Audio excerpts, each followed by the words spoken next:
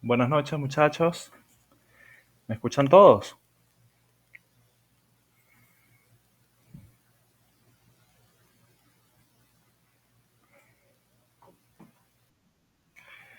Listo. Vamos a comenzar entonces la clase de hoy. Hoy vamos a hablar acerca de eh, examen neurológico y examen mental. ¿Ok? Muy bien. Ya vamos a dar inicio.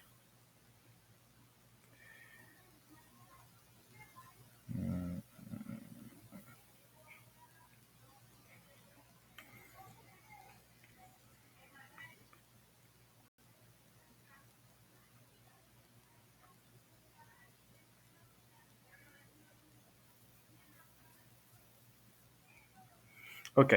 Listo, muchachos. Vamos a comenzar entonces la clase. Bien. Como introducción, lo que les comento respecto al examen neurológico y al examen mental es que el examen neurológico comienza desde el mismo momento en el cual el paciente ingresa a través de la puerta del consultorio. Ustedes bien saben que el examen físico en líneas generales comienza precisamente desde ese momento, inclusive antes de que el paciente habla, emita la primera palabra o diga el motivo de consulta. Ya nosotros podemos tener una idea de más o menos qué patología puede estar presentando en función a algunas características mínimas que nosotros podemos observar a simple vista, ¿no? Como por ejemplo el estado de conciencia, la fase del paciente, la actitud que este paciente presenta, la marcha, el estado mental del mismo, el lenguaje que presenta y por supuesto eh, eso se tiene que complementar posteriormente con lo que el paciente nos dice en el motivo de consulta y lo que nosotros interrogamos en la enfermedad actual, ¿no? Pero cuando nosotros estamos hablando de examen neurológico y examen mental, hacemos especial énfasis en algunas cosas que tenemos que aprender a explorar, ¿no? Lo primero, el estado de conciencia, tomando en consideración que el estado de conciencia puede presentar alteraciones tanto desde el punto de vista cuantitativo como desde el punto de vista cualitativo. Ya vamos a ver qué es eso. Podemos presentar también algunas alteraciones en la fascia. Muchas veces la cara del paciente nos otorga muchísima información acerca de lo que probablemente está padeciendo el paciente, como ustedes ya saben, la marcha, la actitud, el estado mental, sobre todo cuando nosotros abordamos las 14 funciones mentales, como por ejemplo cuando analizamos el contenido del pensamiento del paciente, ¿ok? Hay mucha información que nosotros podemos sacar mediante el examen mental. Y bueno, los pares craneales que ya los vimos en las clases del segundo lapso, ¿no? A paso adicional, pues, por supuesto, la fuerza muscular, el tono muscular, los reflejos osteotendinosos, la ataxia, la praxia y la sensibilidad del paciente, ¿no? Bien, lo primero que vamos a estudiar la noche de hoy vendría siendo las fascias. Lo primero que tenemos que recordar es que una fascia no es más que una serie de rasgos fisonómicos. Es decir, cuando hablo de fisonomía, estoy haciendo referencia al aspecto externo de la cara, a las características que nosotros podemos observar a simple vista. Entonces, para poder llevar a cabo o ejecutar el estudio de las fascias, lo único que hace falta como tal es observar, simplemente observar al paciente. Entonces, a nuestra mano izquierda encontramos la primera fascia que vendría siendo la fascia del jugador de póker. La fascia del jugador de póker es una fascia caracterizada básicamente porque el paciente está hipomímico, tiene pocas expresiones faciales. El paciente tiene una fascias que básicamente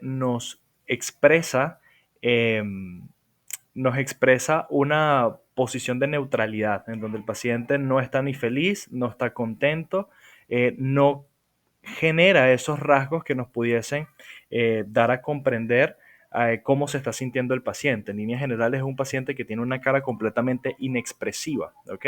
Y se le hace muy difícil poder expresar una cara completamente distinta. El paciente está completamente hipomímico, poco gesto, poca gestualidad en ese tipo de pacientes.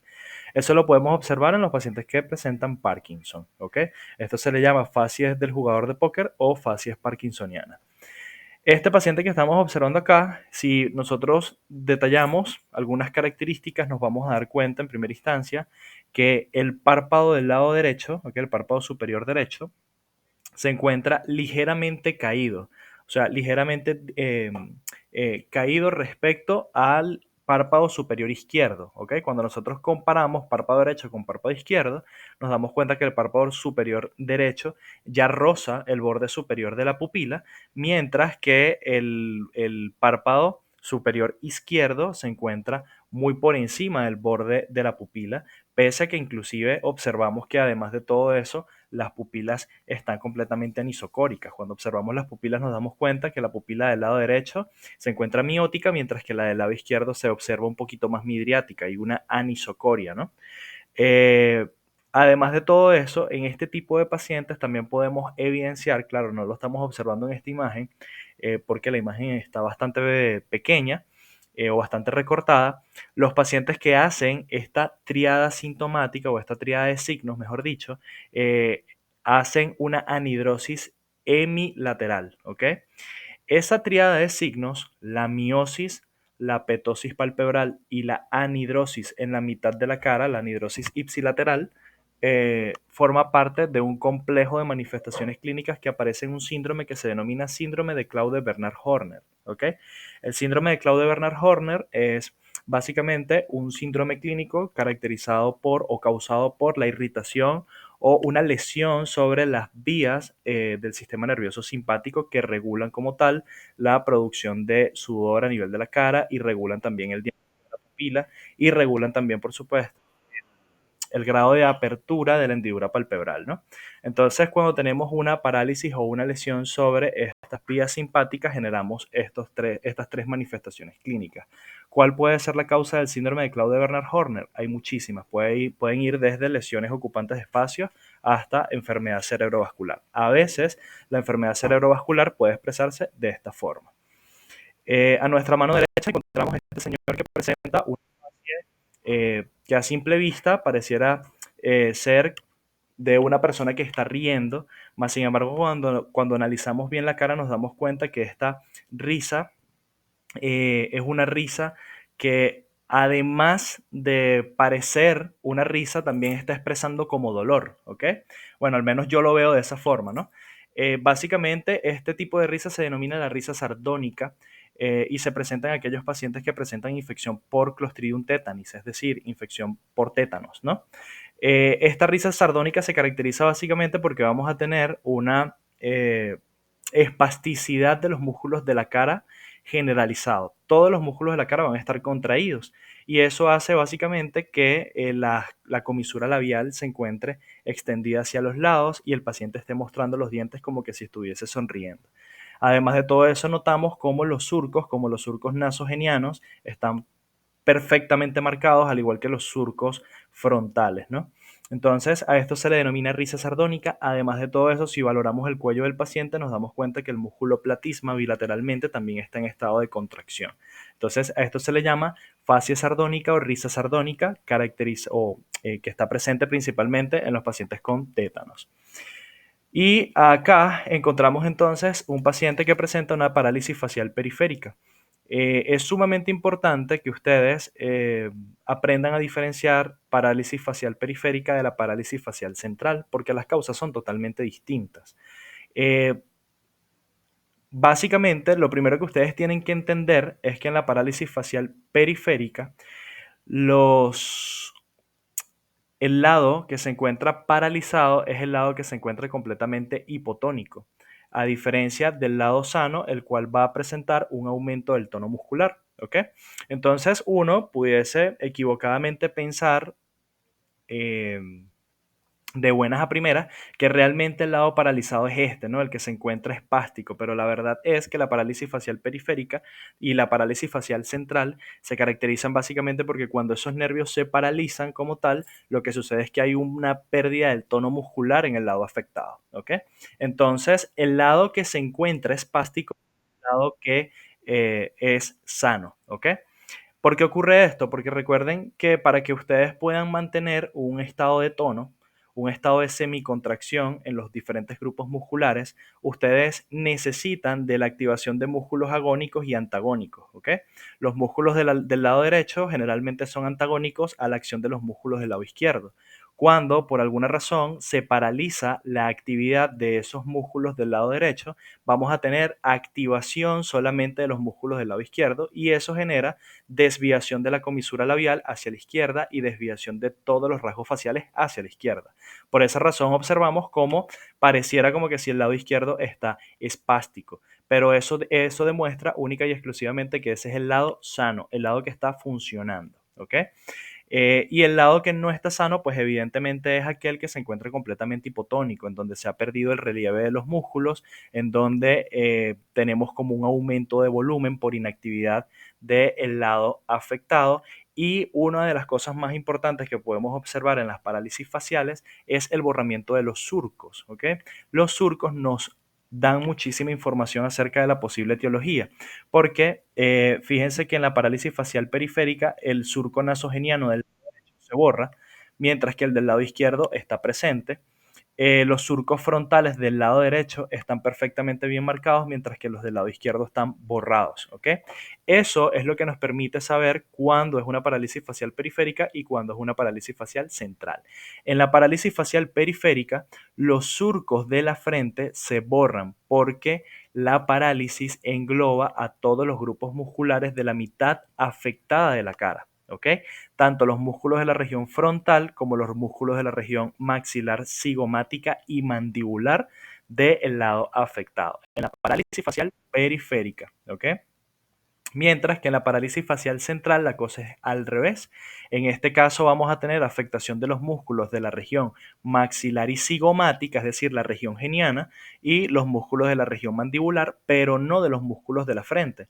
Entonces, en la parálisis facial central, ustedes van a ver cómo el paciente tiene hipotonía muscular en la región geniana, pero la región de la frente está completamente móvil, está completamente contráctil y los surcos no se borran, están presentes, ¿ok? Eso es lo que les permite a ustedes diferenciar una parálisis facial periférica de una parálisis facial central.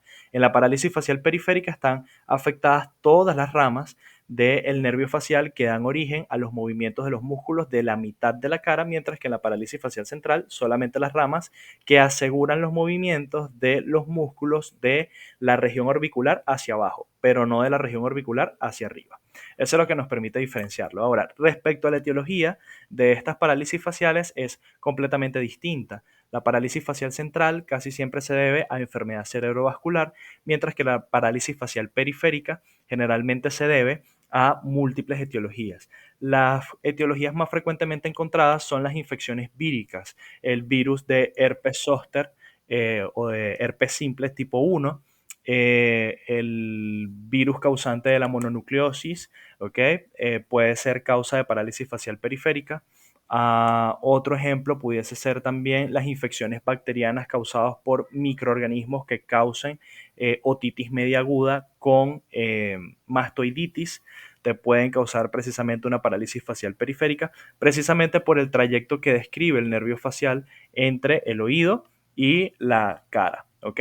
Entonces, se llama parálisis facial periférica porque sea cual sea el, el desencadenante de la parálisis, se encuentra a nivel extracraneano, ¿ok? En algún punto del recorrido del nervio facial extracranealmente, ¿ok? En cambio, parálisis facial central porque en este caso se están afectando los núcleos que dan origen al nervio facial propiamente dicho, ¿ok?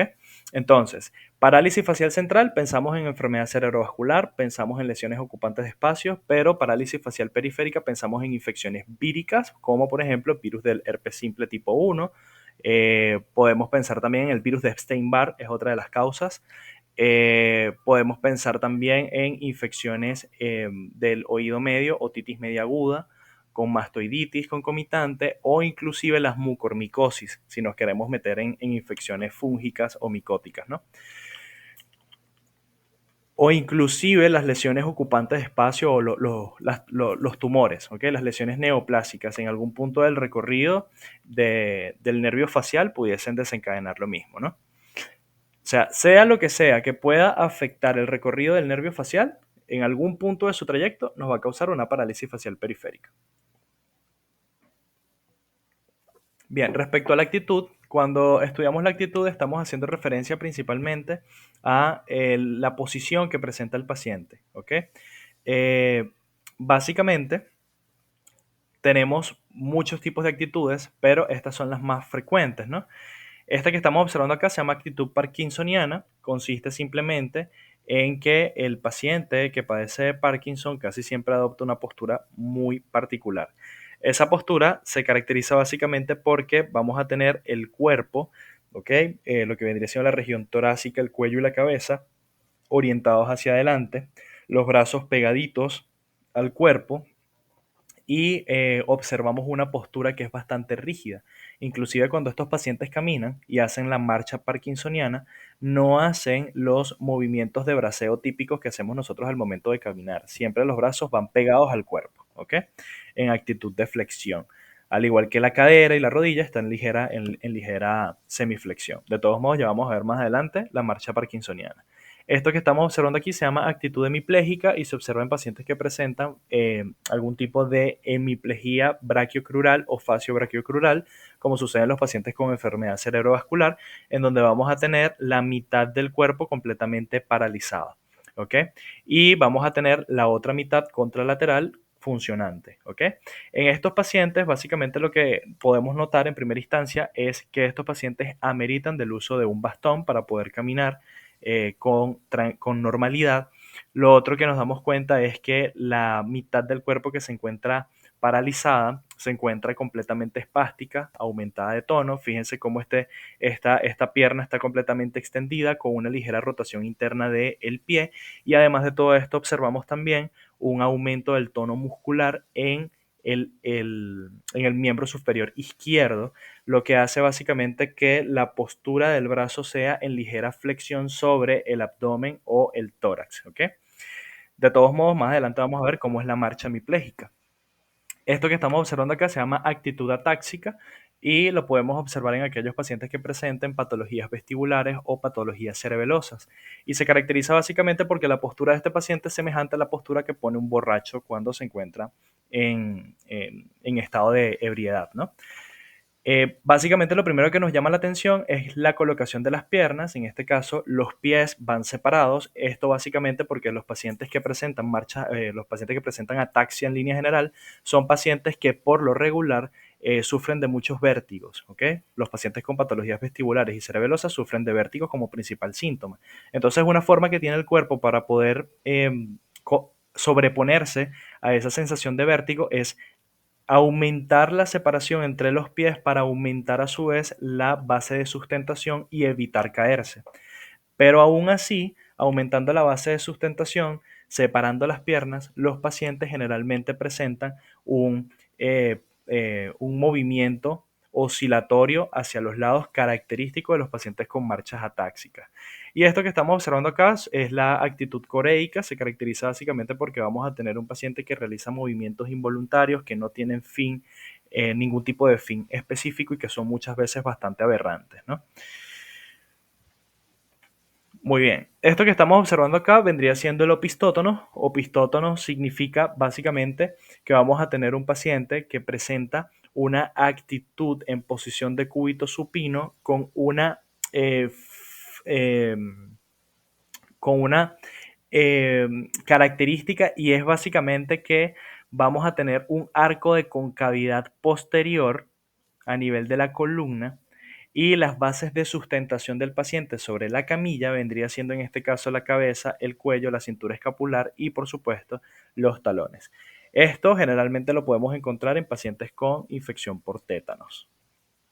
Los pacientes con tétanos, ¿no? Muy bien, la infección por Clostridium tetani. Buenísimo, entonces vamos a hablar un poquito acerca de las marchas. Esto que estamos observando aquí vendría siendo la marcha parkinsoniana, en donde lo que vamos a encontrar es lo que les mencioné en las diapositivas pasadas, ¿no? El cuerpo rígido, los brazos en ligera flexión, como podemos observar acá, la cadera, la rodilla también está ligeramente flexionada, lo que es el tronco, el cuello y la cabeza del paciente van orientados o inclinados hacia adelante, pero los pasos que este paciente da son pasos bastante cortos, que no vienen acompañados de braceos y que son bastante torpes, ¿ok? Generalmente cuando vemos esa actitud y esa marcha pensamos en Parkinson. Esto que estamos observando aquí es la marcha hemiparética, también la podemos denominar como marcha en guadaña ¿ok? Se caracteriza básicamente porque, como les había comentado, el paciente que tiene hemiplegia facio-brachiocrural es un paciente que tiene la mitad del cuerpo paralizado. Y no solamente paralizado, sino espástico. Tenemos rigidez en esa mitad del cuerpo. Entonces la característica definitoria es que el lado afectado presenta un aumento del tono muscular que hace que la pierna esté completamente extendida en una ligera rotación interna y eso dificulta muchísimo al momento de que este paciente quiera caminar, porque como ese pie no puede apoyarse por completo sobre el piso, él tiene literalmente que arrastrar el pie en cada paso en forma semicircular y eso es lo característico o lo más importante de la marcha hemiparética, que el lado afectado describe una, describe una forma semicircular, ¿ok? Mientras que el miembro sano no presenta ningún tipo de espasticidad y puede ser arrastrado en cada paso, ¿ok? Lo otro que tenemos que tomar en consideración es que el brazo afectado generalmente está flexionado y rígido, generalmente presionado contra el pecho o el abdomen. Y esto generalmente es indicativo de una lesión de la vía corticoespinal, ¿bien? En algún punto de su recorrido. Muy bien. Eh, ok. Ajá. Luego tenemos la marcha paraparética. La marcha paraparética, a diferencia de la anterior, se caracteriza porque vamos a tener espasticidad bilateral o vamos a tener en este caso una parálisis espástica bilateral, tanto en el miembro inferior derecho como en el miembro inferior izquierdo.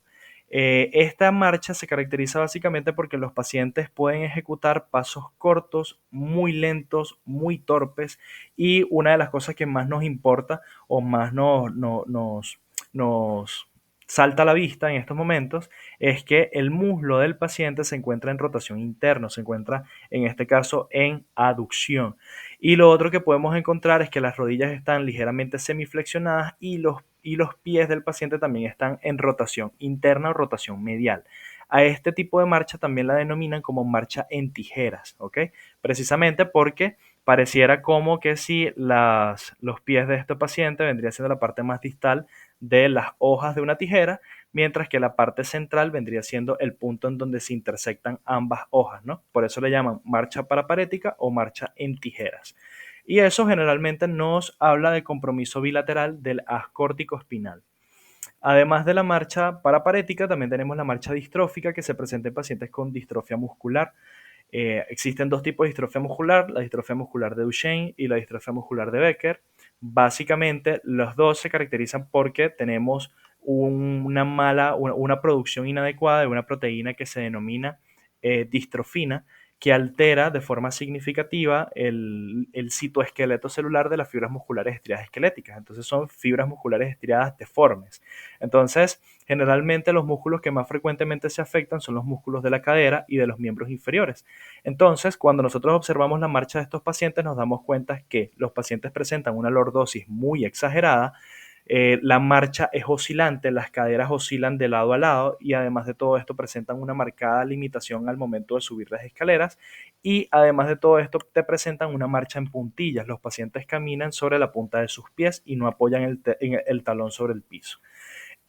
Además de todo eso, puede venir acompañado de otro signo concomitante que es el signo de Gowers. Eso consiste simplemente en que cuando el paciente se acuesta en posición de cúbito prono, o sea, boca abajo, y se intenta poner de pie, el paciente tiene que hacerlo de forma muy dificultosa y empleando excesivamente los brazos e ir escalando de forma inversa, inclusive colocando sus manos sobre las rodillas, sobre los muslos, sobre las caderas, hasta que finalmente se logran incorporar y poner en posición de bipedestación.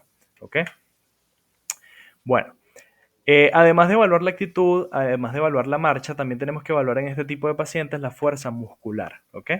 La fuerza muscular se puede evaluar en dos tiempos. Un tiempo en donde vamos a dejar que el paciente sea el mismo el que ejecute los movimientos por su propia cuenta, es decir, que realice movimientos activos.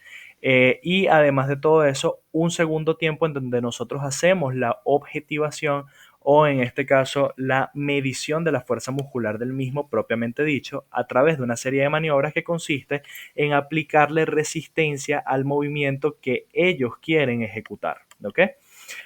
Para evaluar la fuerza muscular, ustedes le pueden pedir al paciente, por ejemplo, que eleve los brazos hacia arriba, ¿ok? Le pueden pedir que abra o cierre la mano, le pueden pedir que flexione el codo como que si estuviese levantando una pesa, le pueden pedir al paciente que eleve las dos piernas y las deje elevadas durante un tiempo específico. Eh, Pueden pedirle al paciente, por ejemplo, que incline su cabeza hacia adelante, ¿ok? Hacia atrás, hacia los lados. Todo eso evalúa fuerza muscular y evidentemente estamos evaluando grupos musculares distintos. Lo ideal sería que ustedes supieran cuál nervio es el que se encarga de inervar cada grupo muscular que ustedes estén evaluando, ¿ok? Entonces, todas esas maniobras se tienen que hacer de forma sistemática para que ustedes puedan ir viendo si el paciente conserva su fuerza muscular o tiene una reducción de la fuerza muscular en algún grupo muscular específico. ¿Ok? Muchas patologías van a causar disminución de la fuerza muscular, como bien sucede, por ejemplo, en la enfermedad cerebrovascular y el síndrome piramidal propiamente dicho. ¿No? Ahora, ya una vez que nosotros evaluamos el movimiento del paciente y nos dimos cuenta que el paciente es capaz de hacer movimientos de circunducción, puede abrir y cerrar la mano, puede elevar una pierna, puede elevar la otra, puede elevar los brazos, puede hacer todos los movimientos. Nosotros tenemos que cuantificar en una escala qué tan eh, útil o qué tan fuerte es ese movimiento. Eso lo hacemos a través de la escala de Daniels, que es esta que estamos observando acá. La escala de Daniels tiene 5 parámetros o 5 ítems, mejor dicho, en donde el ítem de menor valor vendría siendo la ausencia de contracción, es decir, aquellos pacientes que no presentan ningún tipo de contracción muscular en el grupo muscular afectado. Y el 5 significa que el paciente es capaz de realizar el movimiento pese a la resistencia máxima que tú le estás oponiendo al movimiento. ¿Ok? Evidentemente, no es estrictamente necesario, 100% necesario que ustedes se lo sepan. Quizás para la prueba de semiología sí, apréndanselo. Pero ya para su práctica clínica les recomiendo que tengan un librito con esta escala, o sea, con todas las escalas que ustedes están viendo en semiología y las escalas que van a ver en medicina interna, todo eso ténganlo en un librito anotadito o impreso, ¿ok? Para que ustedes cuando les toque hacer algún tipo de evolución o historia clínica, un ingreso o algo, ustedes puedan apoyarse en la escala de Daniels porque estas cosas se tienen que valorar y se tienen que especificar según los parámetros de esta escala. De esa forma ustedes pueden decir, por ejemplo, que la fuerza muscular del antebrazo izquierdo es de 4 de 5 o 5 de 5, según lo que ustedes lograron valorar aquí. Entonces, fíjense, 1 significa que el paciente logra hacer la contracción, ustedes observan cómo el músculo se contrae pero no se mueve, ¿ok? Eso es 1 de 5 en la escala de Daniels. 2 de 5 significa que el paciente contrae el grupo muscular se mueve, pero no es capaz de elevar el miembro, no es capaz de vencer a la gravedad, ¿ok? Recuerden que la gravedad es una fuerza que va a impulsar a las extremidades hacia abajo si el paciente está en posición de cúbito supino. Entonces, en ese caso, si el paciente contrae el músculo, pero no es capaz de elevarlo en contra de la gravedad, es un 2. 3 significa que el paciente contrae el músculo, ejecuta el movimiento y vence parcialmente la gravedad, ¿ok? Puede elevar el miembro durante algunos segundos y posteriormente el brazo cae por fatiga. Y finalmente tenemos entonces aquel paciente que tiene movimiento con resistencia parcial, es ese paciente que vence la gravedad, pero que cuando tú le haces las maniobras de resistencia, fácilmente tú puedes oponerte al movimiento del paciente, ¿ok? Sin que él haga mayor cantidad de fuerza. Al paciente le cuesta usar más fuerza en ese movimiento y por ende tú logras oponerte fácilmente al movimiento mediante la resistencia. 5 de 5 en la escala de Daniel significa que ustedes aplicaron la resistencia y les cuesta a ustedes oponerse al movimiento del paciente. ¿Ok? Es importante destacar que ustedes tienen que individualizar a cada paciente. ¿Ok? Evidentemente no es lo mismo evaluar la fuerza muscular en un paciente pediátrico de 7 años a evaluar la fuerza muscular en un paciente de 30 años. No es lo mismo evaluar la fuerza muscular en una paciente femenina que de repente no haga ningún tipo de ejercicio físico, no entrene, ¿ok? Y no tenga una masa muscular muy bien desarrollada, a evaluarlo en un hombre que de repente es obrero, trabaja alzando pesas, etcétera, ¿me entiendes? O sea, realmente la variabilidad de la fuerza muscular que puedes encontrar allí es bastante distinta, ¿ok? En dependencia de la edad, en dependencia de la contextura del paciente y en dependencia también del sexo, claro está.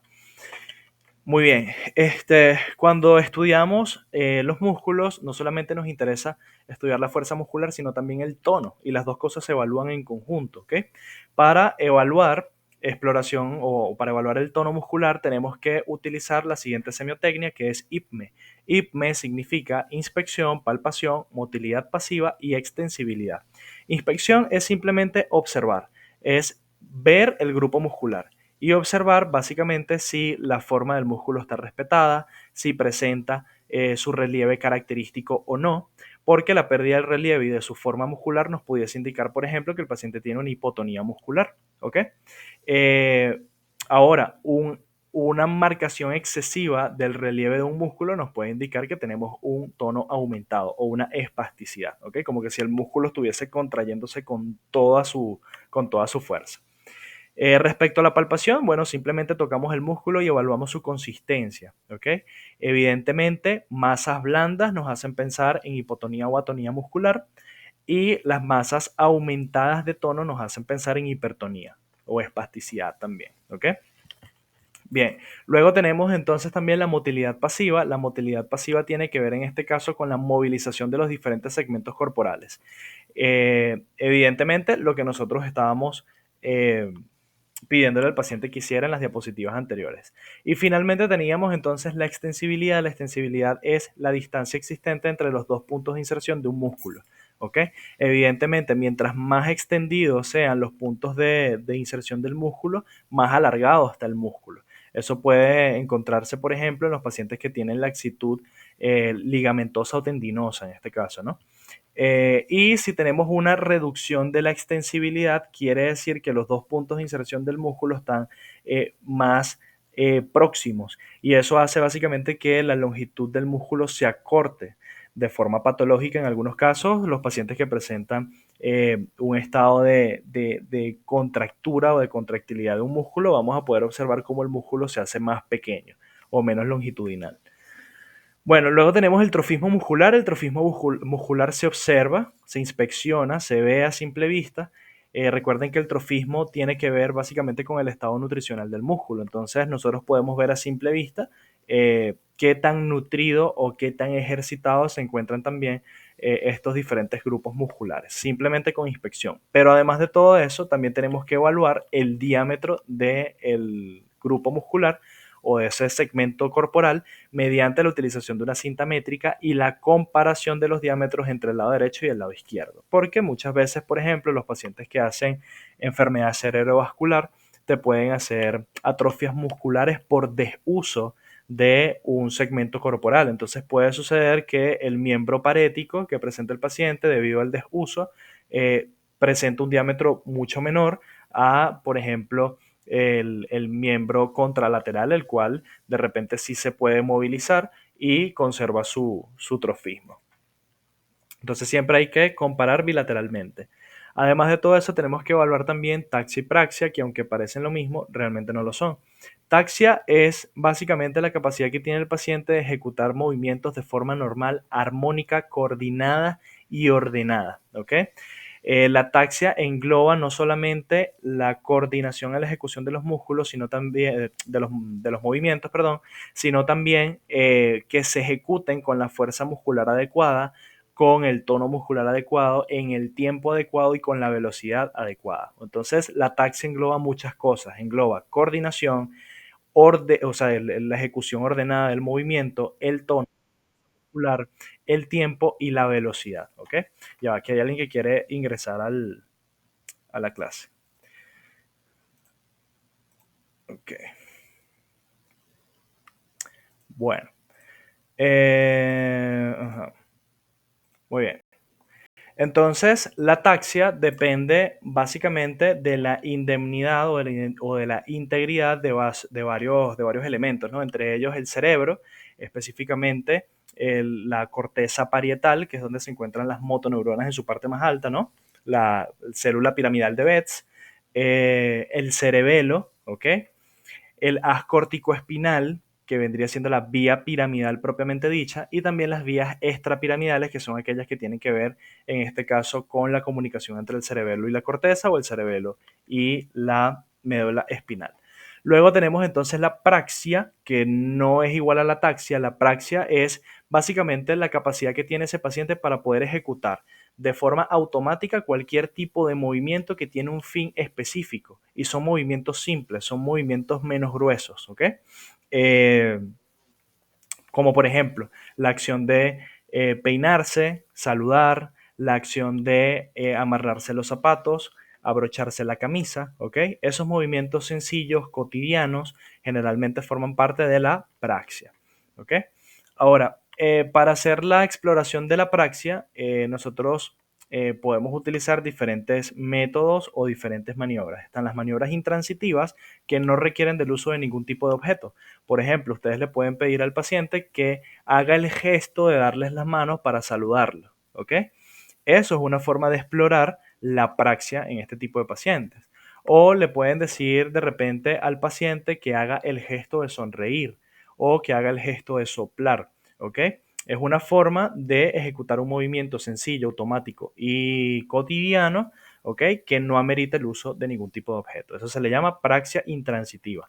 Praxia transitiva o exploración transitiva quiere decir básicamente que tenemos que utilizar objetos para poder evaluarlo. Por ejemplo, ustedes le pueden pedir al paciente que agarre el vaso que tiene en la mesa que tiene al lado de la camilla, y que ese vaso posteriormente lo pase a su mano derecha, ¿ok? Entonces, esa capacidad que tiene el paciente para poder agarrar el vaso que se encuentra del lado izquierdo y pasarlo a la mano derecha es un ejemplo de exploración transitiva, ¿ok?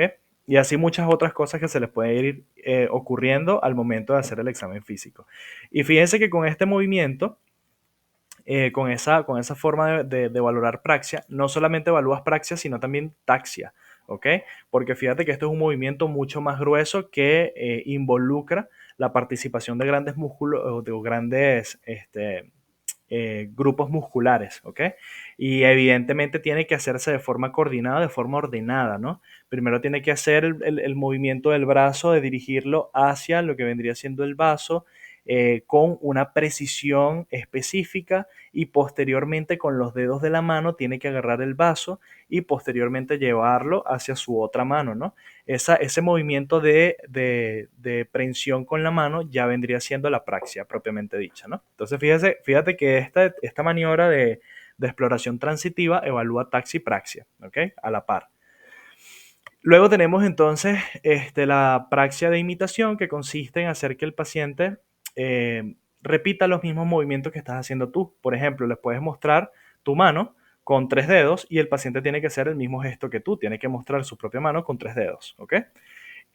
O en su defecto pedirle al paciente, o en este caso, hacer la acción de sonreír y pedirle al paciente que haga lo mismo que tú, que el paciente sonría. Bien, mostrar los dientes, sacar la lengua. Esas cosas forman parte de la imitación, porque estamos haciendo que el paciente imite mis movimientos. Bien. Luego tenemos la evaluación de la praxia constructiva. Eso consiste en otorgarle o darle al paciente un dibujo, o mejor dicho, una hoja de papel con un lápiz, y que el paciente realice algún tipo de dibujo, el dibujo que se te ocurra en el momento adecuado, o por supuesto la realización de algún tipo de figura geométrica, un círculo, un cuadrado, un triángulo. Y ustedes lo que tienen que evaluar aquí es la distribución espacial de los objetos que está dibujando, y la forma en la que el paciente agarra el lápiz y ejecuta los movimientos con la mano para poder hacer los dibujos. Eso es la praxia, ¿ok? La alteración más frecuentemente encontrada en las praxias vendría siendo las apraxias. Apraxias es la incapacidad que presenta el paciente de poder hacer estos movimientos habituales o cotidianos o automáticos, ¿no? Y existen 3 tipos de apraxia. Está la apraxia ideatoria. Ideatoria significa que en condiciones normales, cuando el paciente va a ejecutar algún tipo de movimiento, primero tiene que hacer una imagen mental del movimiento que quiere realizar. Un paciente con apraxia ideatoria es aquel paciente que no es capaz de generar la imagen mental necesaria para poder ejecutar posteriormente el movimiento. Eso es apraxia ideatoria. No sabe cómo ejecutar el movimiento porque no tiene una imagen mental, una representación del movimiento que debe realizar. Apraxia ideomotora significa que el paciente tiene la idea, tiene la imagen mental, pero no es capaz de ejecutarlo, ¿ok? Y la apraxia constructiva ya tiene que ver con los dibujos que les había mencionado anteriormente. De repente el paciente no es capaz de ejecutar los movimientos adecuados para poder dibujar o en su defecto no respeta la distribución espacial de las figuras que ustedes le están mandando a dibujar. Muy bien. Esto respecto a la ataxia se valora mediante la inspección del paciente, la forma en la que el paciente camina o ejecuta esos movimientos un poco más gruesos que involucran grandes o la participación de grandes grupos musculares. Eso es la ataxia. Por ejemplo, ustedes le pueden indicar al paciente que se vista y se coloque un suéter, ¿no? Entonces, esa capacidad para coordinar un movimiento, meter un brazo a través de uno de las mangas y luego meter el otro brazo a través de la siguiente manga, de acomodarse el abrigo, todo eso es taxia, forma parte de la taxia. ¿Ok? Porque aquí estamos involucrando grandes grupos musculares que tienen que actuar de forma coordinada y específica para ejecutar un movimiento en concreto. ¿Ok? No es como la praxia, que es un movimiento un poquito más sutil y más simple. ¿Bien? A su vez, la taxia la podemos valorar mediante diferentes maniobras. Una de ellas, o básicamente las podemos clasificar en dos grandes grupos, están las maniobras de taxia estática y las maniobras de taxia dinámica. La maniobra de taxia estática ya la vimos en la exploración del octavo par craneal. Esa maniobra se llama la maniobra de Romberg. Recuerden que la maniobra de Romberg consistía en pedirle al paciente que se mantuviera en posición de bipedestación, o sea, parado sobre sus propios pies. Nosotros nos colocábamos detrás del paciente y le pedíamos al paciente que mantuviera la mirada fija hacia el frente y los pies ligeramente cerca uno del otro, ¿ok? Entonces, además de todo eso, nosotros le pedíamos al paciente que cerrara los ojos, ¿ok? Y nosotros íbamos a observar si el paciente es capaz de mantener el equilibrio con los ojos cerrados. Eso es una forma de evaluar la ataxia estática mediante la maniobra de Romberg. Lo esperable, lo normal es que un paciente en condiciones fisiológicas tenga la capacidad de mantener el equilibrio pese a tener los ojos cerrados. En cambio, si el paciente es incapaz de mantener el equilibrio con los ojos cerrados, decimos que la maniobra de Romberg es positiva o en su defecto está lateralizada. Por ejemplo, si el paciente cierra los ojos y pierde el equilibrio y se va hacia el lado izquierdo de forma involuntaria, decimos que tiene un Romberg lateralizado a la izquierda. ¿Ok? Si se va a la derecha, es un Romberg lateralizado a la derecha. Bien, básicamente de esa forma se evalúa el Romberg. O el paciente inclusive se puede ir hacia adelante, se puede ir hacia atrás. Inclusive si el paciente se mantiene completamente estático y es capaz de mantener el equilibrio con los ojos cerrados, ustedes pueden darle pequeños empujoncitos hacia los lados, hacia adelante o hacia atrás, tratando de evocar eh, un, eh, una caída, tratando de hacer que el paciente se caiga. Evidentemente no lo van a empujar fuertemente, ¿no? Son ligeros empujoncitos para tratar de que el paciente se pierda la estabilidad. Si el paciente es capaz de perder la estabilidad y posteriormente volver a su posición original, decimos entonces que el Romberg es negativo. Listo. Luego tenemos la taxia dinámica. La taxia dinámica ya tiene que ver con dos pruebas más. Una de ellas es la prueba índice-nariz, la foto la tengo más adelante, y la prueba talón-rodilla. La prueba índice-nariz consiste simplemente en pedirle al paciente que mirando al frente alterne sus manos, utilice la mano izquierda con su dedo índice y se toque la punta de la nariz. Posteriormente, baje la mano y utilice la siguiente mano, la mano derecha, con su dedo índice que se toque la punta de la nariz. Por esa razón se llama prueba índice-nariz. Con el dedo índice, el pulpejo se va a tocar la nariz. Luego de eso, utiliza la mano contraria y así sucesivamente. Luego se le pide al paciente que cierre los ojos y ejecute el mismo movimiento, que con el dedo índice se toque la punta de la nariz y que luego utilice el siguiente dedo para tocarse la punta de la nariz. Si el paciente es capaz de tocarse la nariz con su dedo índice, inclusive con los ojos cerrados, la prueba está bien, ¿ok? No hay ningún tipo de alteración. Y lo mismo podemos replicarlo con la prueba talón-rodilla, eso es para los miembros inferiores. En ese caso se le pide al paciente que con el talón del pie izquierdo toque su rodilla derecha y que con el talón del pie derecho toque su rodilla izquierda de forma alternante con los ojos abiertos y con los ojos cerrados. Hay una variación de esta prueba que es la prueba talón-rodilla tibia, que es técnicamente lo mismo. Con el talón de la pierna izquierda se toca la rodilla derecha y posteriormente desliza el talón sobre la tibia y viceversa. También forma parte de la valoración de la ataxia dinámica. Ahora vamos con la semiología de la sensibilidad, que es sumamente importante, pero a veces es un poquito difícil estudiarla en los pacientes, en todos los pacientes, ¿no? Porque realmente son bastantes ítems lo que se evalúa. Pero aquí están resumidos prácticamente todos los ítems que ustedes necesitan conocer de sensibilidad. Bien, el primer tipo de sensibilidad que ustedes van a estudiar es la sensibilidad táctil. Eh, la sensibilidad táctil se explora con el martillo tipo Book. Ustedes van a agarrar, no sé si se acuerdan, el martillo tipo Book era el martillito que yo llevé para la práctica de exploración de tórax y de pares craneales, que tenía una aguja en su parte más alta y abajo tenía un cepillo, ¿ok? Un cepillito, como especie de un pincel, esto que están observando acá. Con ese pincel se explora la sensibilidad táctil. Ustedes acuestan al paciente en posición de cúbito supino, le quitan la ropa al paciente lo más que pueden, se le pueden quitar el pantalón y le quitan los zapatos, la camisa y todo, exploran la sensibilidad táctil en todas las partes del cuerpo. ¿Cómo lo hacen o cuál es la secuencia? Se utiliza primero la planta del pie, pasándole simplemente el cepillito por la planta del pie, eh, luego el dorso del pie, la parte más distal de la tibia, la parte medial de la tibia, la parte más proximal de la tibia en dirección a la rodilla.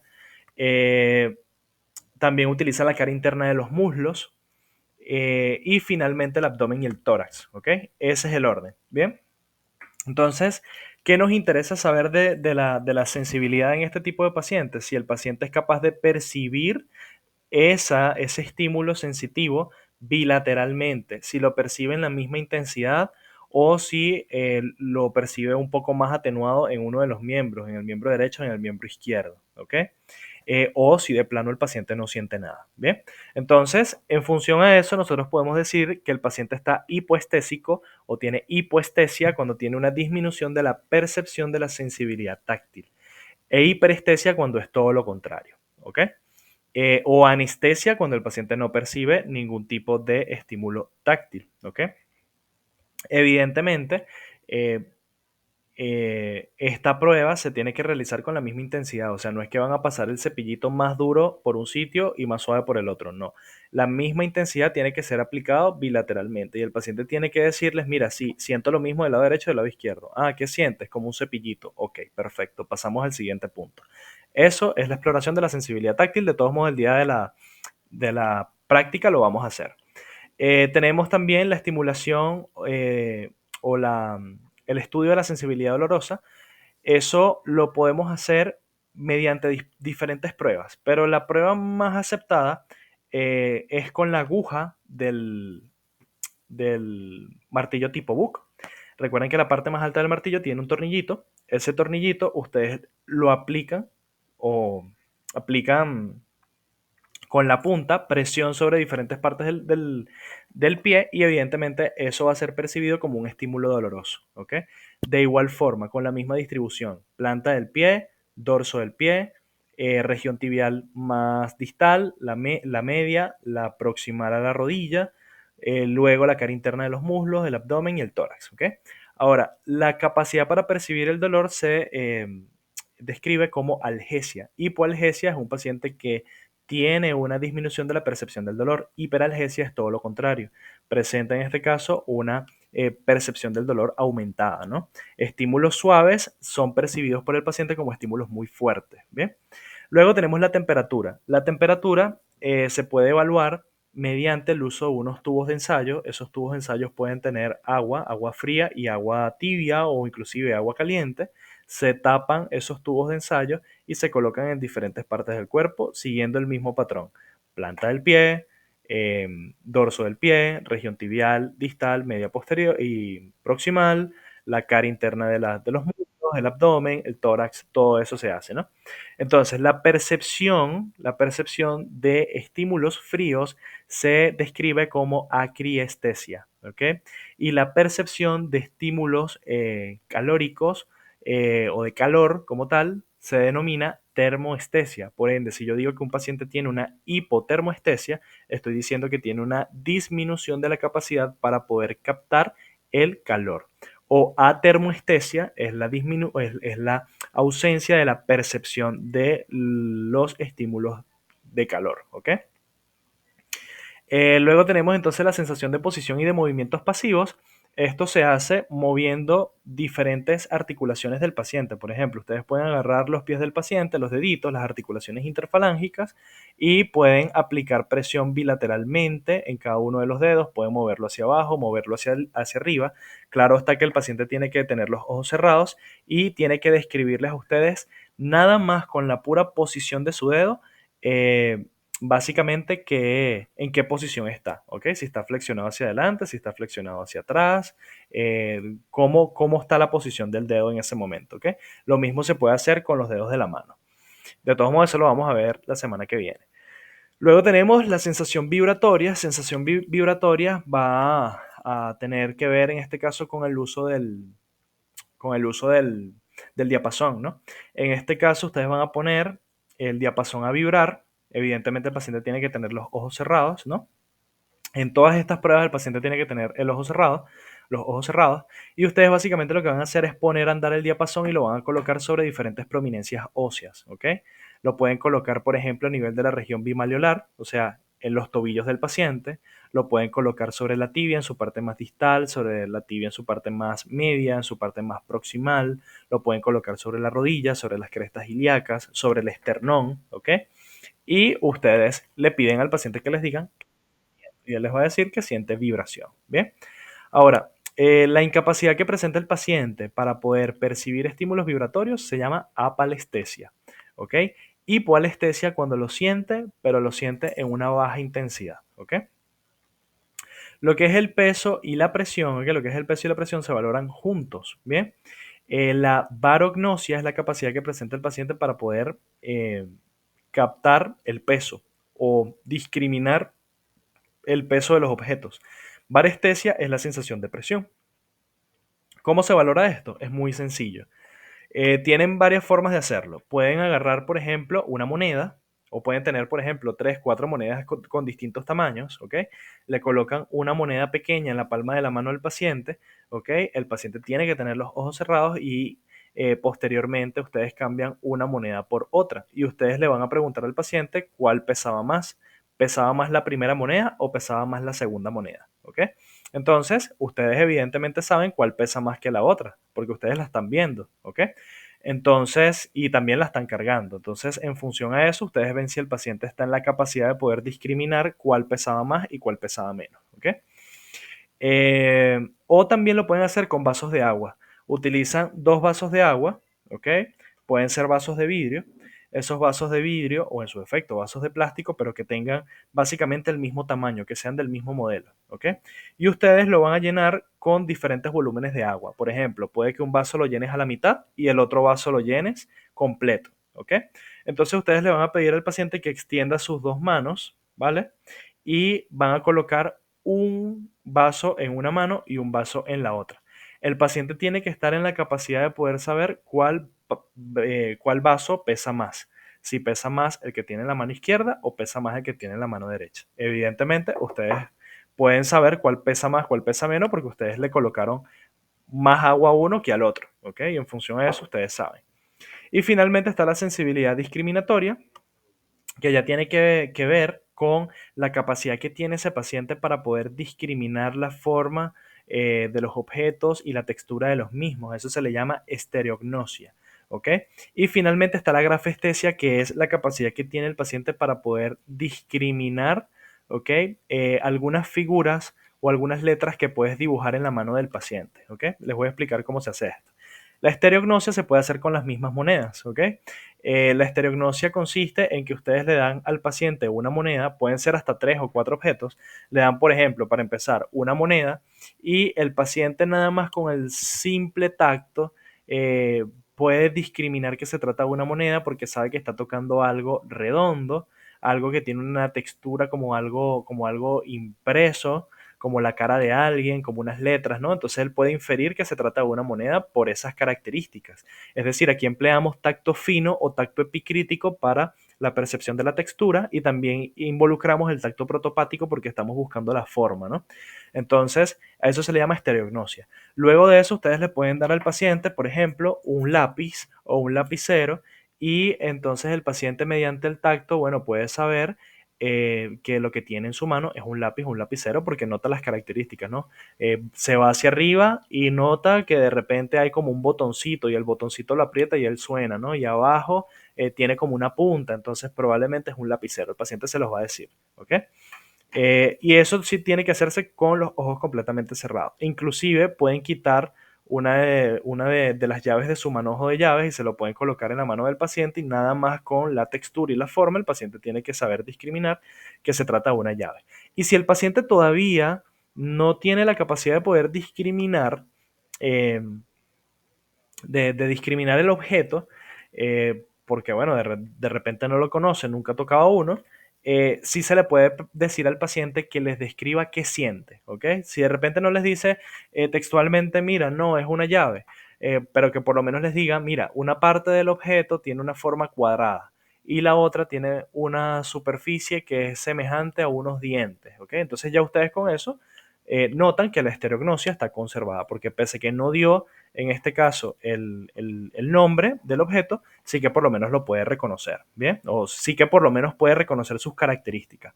Luego tenemos la grafestesia. Grafestesia tiene que ver en este caso con lo que le dije, eh, la, la, con la capacidad que tiene el paciente para poder discriminar figuras dibujadas sobre sus superficies, ¿no? Ustedes le piden la palma de la mano del paciente y le dibujan diferentes figuras geométricas. Puede ser un círculo, un cuadrado o un triángulo y ustedes le piden al paciente que les diga qué sintieron o qué, qué le dibujaste en la mano, ¿no? Y él les va a decir, mira, sentí un círculo, sentí un cuadrado, sentí un triángulo, ¿ok? Eso se llama grafestesia. Bueno, respecto a la motilidad, eh, evidentemente la motilidad depende de muchas cosas, depende de la indemnidad de la vía piramidal, depende de la indemnidad de la corteza motora primaria y secundaria, depende de la indemnidad del cerebelo, depende de la indemnidad de la decusación de las pirámides, de la motoneurona del asta anterior de la médula espinal, de los huesos, articulaciones, músculos, ¿ok? Entonces, la motilidad voluntaria, básicamente nosotros tenemos que inspeccionar todo lo que pueda representar un, un obstáculo para la ejecución de los movimientos, ¿no? Evidentemente, si nosotros tenemos un paciente que tiene una fractura o tiene una lesión musculoesquelética, pues evidentemente la limitación del movimiento no se va a deber a una parálisis de un músculo por una parálisis de un nervio, sino más bien a una lesión osteomuscular. Entonces, en esos casos tenemos que ser muy visuales y ver qué cosa puede estar alterando el movimiento del paciente antes de decir que el paciente tiene una parálisis, ¿no? Eh, ¿Qué buscamos en estos casos cuando estamos estudiando la motilidad voluntaria? Buscamos si la fuerza muscular es adecuada o es esperable para la edad del paciente, el sexo y su constitución. Recuerden lo que les había comentado en la escala de Daniels. No es lo mismo evaluar la fuerza muscular de un niño de 7 años, evaluar la fuerza muscular de un hombre de 30. No es lo mismo evaluar la fuerza muscular de una mujer a evaluar la fuerza muscular de un hombre, a menos que la mujer de repente entrene o haga algún tipo de actividad física, CrossFit, gimnasio, etcétera.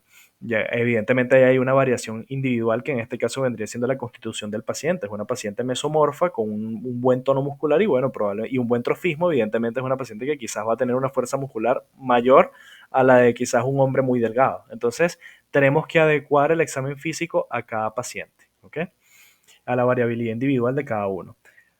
Cada vez que nosotros evaluemos un grupo muscular, tenemos que compararlo con el lado derecho, ¿ok? Si, por ejemplo, yo quiero evaluar la fuerza muscular del músculo bíceps del lado izquierdo, entonces voy a evaluar también el del lado derecho y voy a comparar las respuestas, ¿ok? Muy bien. Y finalmente, cuantificar el grado de paresia o de parálisis, que no es lo mismo. Les voy a explicar la diferencia entre paresia y parálisis. La paresia es una disminución de la contractilidad muscular o de la fuerza muscular. En este caso, tenemos una disminución de la fuerza, pero el paciente es capaz de realizar un movimiento. ¿Ok? Eso es una paresia. El paciente contrae el músculo, hace leves movimientos, pero lo hace con una fuerza muscular disminuida. Eso es una paresia, ¿ok? Y una parálisis significa básicamente que el grupo muscular afectado está paralizado en toda su extensión. O sea, en este caso, el músculo no ejecuta ningún tipo de movimiento ni ningún tipo de contracción. El grado de parálisis es total. Bien, esa es la diferencia entre paresia y parálisis. Bueno, los movimientos activos ya se los había mencionado al principio de la presentación, ¿no? Les dije que podíamos hacer que el paciente moviera el cuello hacia adelante, hacia atrás, hacia los lados, que hiciera movimientos de circunducción con los brazos, que hiciera aducción o abducción con los brazos y las piernas, que abriera y cerrara la mano, que flexionara el codo como levantando una pesa, ¿ok? Que levantara las piernas. Todo lo que a ustedes se les ocurra que pueda hacer un movimiento activo lo podemos usar aquí, ¿ok? Evidentemente, aquí está la foto de la prueba índice nariz que utilizábamos básicamente para evaluar la ataxia, no sé si se acuerdan. Esta es la foto. Fíjense cómo nosotros hacemos que el paciente con los ojos cerrados, primeramente con los ojos abiertos, luego con los ojos cerrados, toque la punta de la nariz, posteriormente utilice la otra mano para tocar la punta de su nariz de forma alternante con los ojos cerrados, ¿ok? Entonces aquí evaluamos taxia y evaluamos la capacidad del paciente de realizar movimientos activos. Esta es la prueba talón-rodilla tibia, que es una variante de la prueba talón-rodilla. Fíjense cómo le pedimos al paciente que con su pierna izquierda toque la rodilla y posteriormente deslice su talón sobre la tibia, ¿ok? Y luego se hace lo mismo con el miembro contralateral. Primero el talón toca la rodilla y luego toca la tibia. Esto que estamos observando acá son dos test de movimientos activos súper importantes, súper aplicables, muy fáciles de aplicar en la práctica diaria, que es el test de Mingazzini y el test de Barré. El test de Mingazzini se puede aplicar tanto para miembros inferiores como para miembros superiores y consiste en hacer que el paciente eleve las piernas a la misma altura con la rodilla flexionada y le vamos a pedir al paciente que mantenga esa posición durante un tiempo. Nosotros vamos a cuantificar ese tiempo, ¿ok? Si el paciente no presenta ni paresia ni parálisis, el paciente puede mantener esta posición durante largos periodos de tiempo. Va a llegar un momento en donde probablemente el paciente se fatigue, se canse y baje las piernas, ¿ok? Pero las va a bajar las dos al mismo tiempo, es lo normal.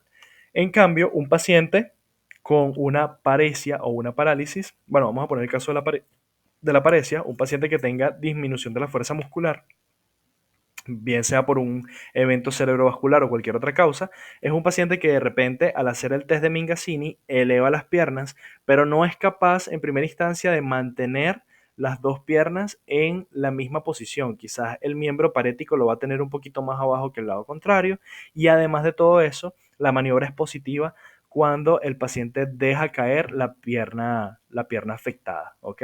Deja caer la pierna, o sea, la primera pierna que cae es siempre la afectada, ¿ok? Porque se fatiga o claudica más rápido ese grupo muscular que se encuentra parético, ¿ok? En cambio, el lado sano puede permanecer en esa posición durante largos periodos de tiempo. Entonces, le pedimos al paciente que suba las piernas, flexione las rodillas y mantenga esa posición durante varios segundos y si vemos que una pierna claudica antes que la otra, decimos que ese es el miembro parético, ¿ok? Lo mismo podemos hacerlo, pero en posición de cúbito prono. Se llama test de Barré.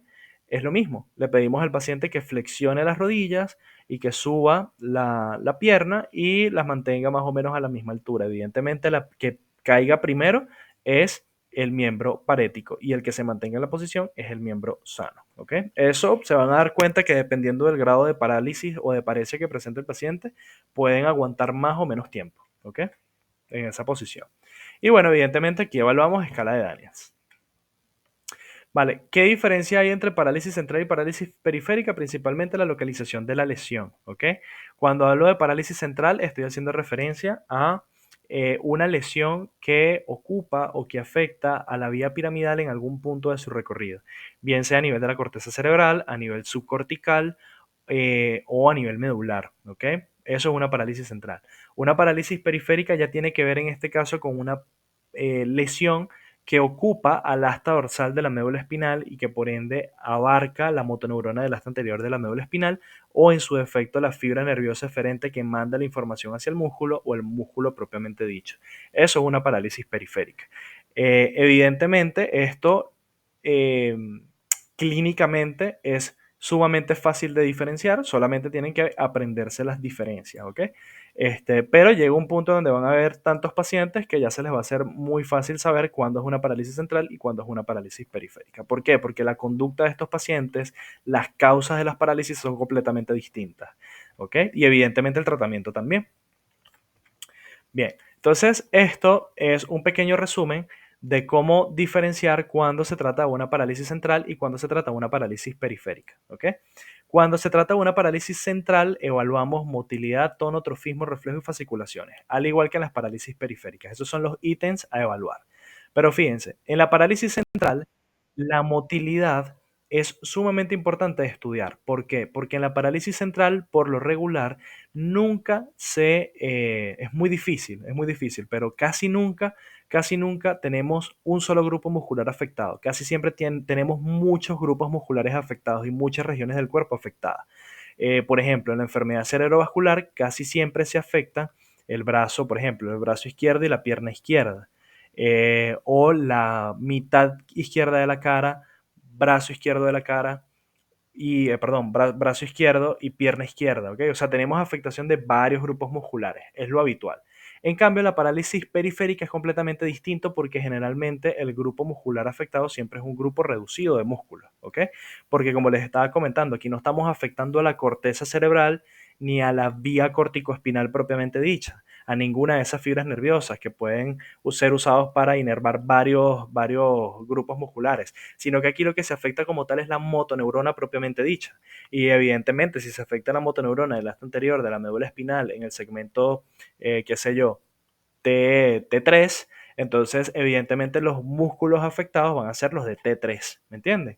Eso es lo importante. Fíjense que como tenemos el compromiso es de una sola motoneurona, en este caso vamos a tener una parálisis menos extensa que abarca pocos grupos de músculos.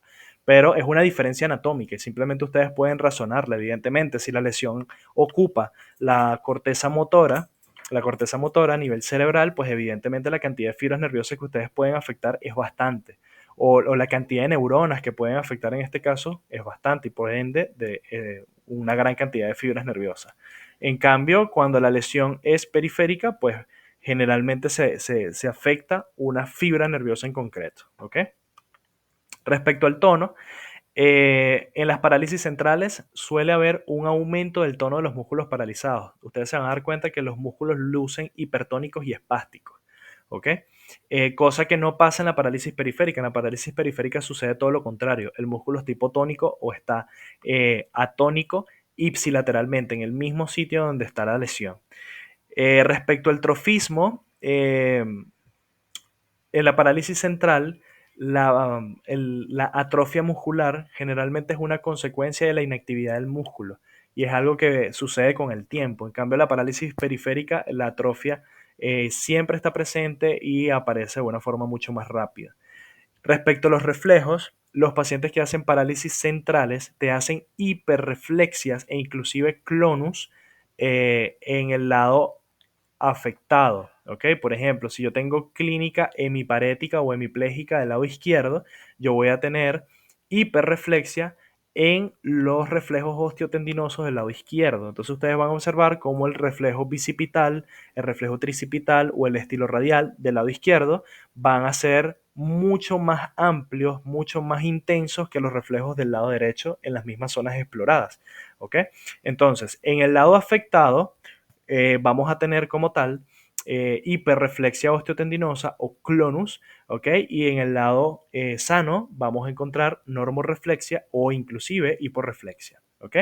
Y además de todo esto vamos a tener un Babinski positivo, sobre todo si tenemos afectación de los miembros inferiores, claro está. Cuando buscamos el reflejo cutáneo plantar, nos damos cuenta que la respuesta del paciente es inadecuada. Eso se le llama Babinski positivo. Ya les voy a explicar cómo es un Babinski.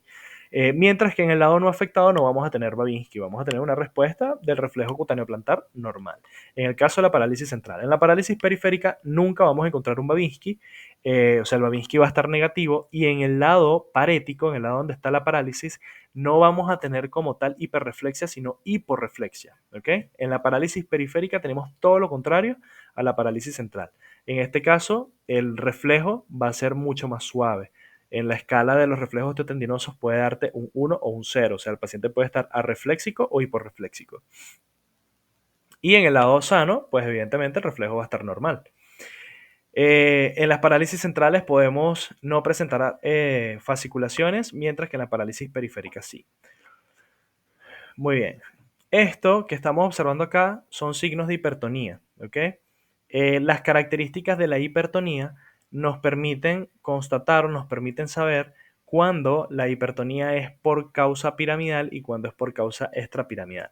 Les voy a adelantar un poquito acerca de los síndromes piramidales. Síndrome piramidal es un síndrome clínico caracterizado por la afectación de algún punto del recorrido de la vía piramidal o del haz corticoespinal, bien sea porque la lesión se inició a nivel de la corteza cerebral o a nivel subcortical en algún punto del recorrido de esa vía. ¿Ok? Entonces, generalmente los pacientes presentan hemiplejías. Por ejemplo, si la lesión es a nivel de la corteza cerebral, siempre del lado contralateral al sitio de la lesión. Por ejemplo, si la lesión fue en el hemisferio derecho, la clínica va a ser del lado izquierdo. Y si la lesión fue del lado izquierdo, la clínica va a ser del lado derecho, siempre y cuando sea por encima, o la lesión se encuentre por encima de la decusación de las pirámides, ¿no? Pero uno de los signos clínicos más importantes de la vía piramidal o de la síndrome piramidal es la espasticidad de los miembros. Los miembros, además de estar paralizados, están aumentados de tono, están espásticos. Entonces, en ese caso, cuando nosotros hacemos algunas maniobras, nosotros podemos saber por las características de la hipertonía si se trata de una hipertonía eh, por parálisis de la vía piramidal o de las vías extrapiramidales. ¿Ok? Entonces, al hacer oposición al movimiento de la espasticidad, fíjense que las manos están como flexionadas y pegadas al torso en este tipo de pacientes. Si nosotros hacemos un movimiento que contrarreste la posición del paciente o que se oponga a la posición de la mano del paciente, nos vamos a dar cuenta que el desplazamiento de la mano se va dando por niveles, no es un desplazamiento continuo, sino que pareciera como que si estuviésemos liberando la articulación escalón por escalón, escalón por escalón, escalón por escalón. A eso se le llama el signo de la rueda dentada y es característico de los síndromes extrapiramidales, ¿ok? Es decir, de la afectación de algunas vías de conducción que no son el haz corticoespinal, ¿ok? Y este se llama signo de la navaja, que es técnicamente, o sea, básicamente se valora de la misma manera. Hacemos oposición al movimiento, tratamos de llevar la muñeca a su posición original y nos vamos a dar cuenta que al inicio, cuando estamos comenzando la, el reposicionamiento de la mano del paciente, nos cuesta mucho movilizar la mano, pero llega un punto en donde ya la mano cede por completo, ¿ok? Es como que si estuviésemos sacando una navaja, ¿no? Por eso se llama signo de la navaja y es característico del síndrome piramidal. Entonces, imprimen oposición al movimiento y al principio cuesta mucho llevarlo a su posición original y llega un momento en donde cede por completo. Bueno, respecto a los reflejos, ustedes saben que por fisiología el arco reflejo estaba compuesto por varios elementos. En primera instancia, un transductor biológico ubicado en este caso en los tendones de los músculos, una fibra nerviosa aferente que viajaba hacia el asta dorsal de la médula espinal, que se comunicaba con la motoneurona del asta anterior de la médula. Cuando ustedes aplicaban un estímulo percutorio sobre un tendón, la información viajaba hasta el asta dorsal de la médula, parte de la información ascendía hacia el cerebro y la otra pasaba hacia la motoneurona del asta anterior de la médula espinal. Entonces, cuando esta información pasa a la motoneurona del asta anterior de la médula espinal, se activan las fibras nerviosas eferentes que producen contracción del músculo en cuestión, el músculo que estamos explorando. Y eso generaba un movimiento estereotipado, ¿ok? Que es lo que nosotros denominamos como reflejo. Bien, los reflejos se evalúan con estos dos martillos. Si no se tienen martillos, se pueden utilizar otras cosas, como por ejemplo el estetoscopio, también se puede hacer. Pero lo ideal, evidentemente, es tener estas herramientas. Tenemos el martillo tipo Book y tenemos el martillo tipo Taylor. ¿Qué ventaja tiene el Book? El Book tiene la aguja que les estaba mencionando al inicio para explorar sensibilidad y, el cepillo o el pincel, ¿no? Del martillo tipo Book que estaba allá abajo para evaluar sensibilidad. Entonces, ¿cuáles son los reflejos que nosotros frecuentemente evaluamos? Los podemos clasificar en tres tipos: reflejos osteotendinosos, reflejos cutáneos mucosos y los reflejos patológicos. Reflejo osteotendinoso vendría siendo el superciliar, el nasopalpebral, que les expliqué cómo se exploraban en en la clase de pares craneales, el maceterino, que también depende del quinto par craneal, y por ende se evaluó en el curso anterior. Bicipital, tricipital, estilo radial, cúbito pronador, medio pubiano, patelar y aquiliano. Ya vamos a ver unas fotos de todos y cada uno de esos reflejos. También tenemos los reflejos cutáneos mucosos, que también algunos de ellos fueron explorados en la clase de pares craneales, como el reflejo palpebral o córneo palpebral, que es dependencia del quinto par craneal, el palatino o velo palatino, que tenía que ver en este caso con el décimo par craneal, es controlado por el décimo par craneal, el faringio, que es controlado o es dependencia del noveno par, el cutáneo abdominal superior e inferior, que es a veces muy difícil de explorar, pero vamos a ver cómo se explora la semana que viene. El cremasteriano, que bueno, sé que muchos de ustedes de repente no lo han encontrado por allí, porque algunos me han escrito preguntándome acerca de cuál es ese reflejo.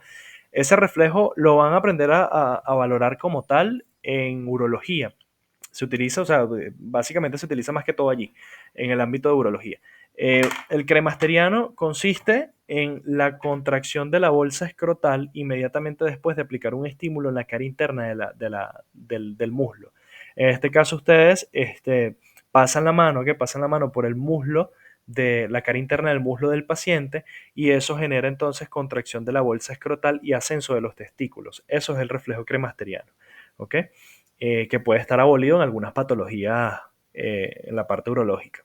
Por eso tiene bastante importancia allí. Y está el plantar superficial, que se obtiene al estimular desde la región del calcáneo hasta la región metatarsofalángica de los 5 dedos del pie. ¿Ok? Eso se hace con la punta roma del martillo tipo Taylor, o se puede hacer también con cualquier otro elemento que tenga una punta roma, como por ejemplo una tijera, ¿no?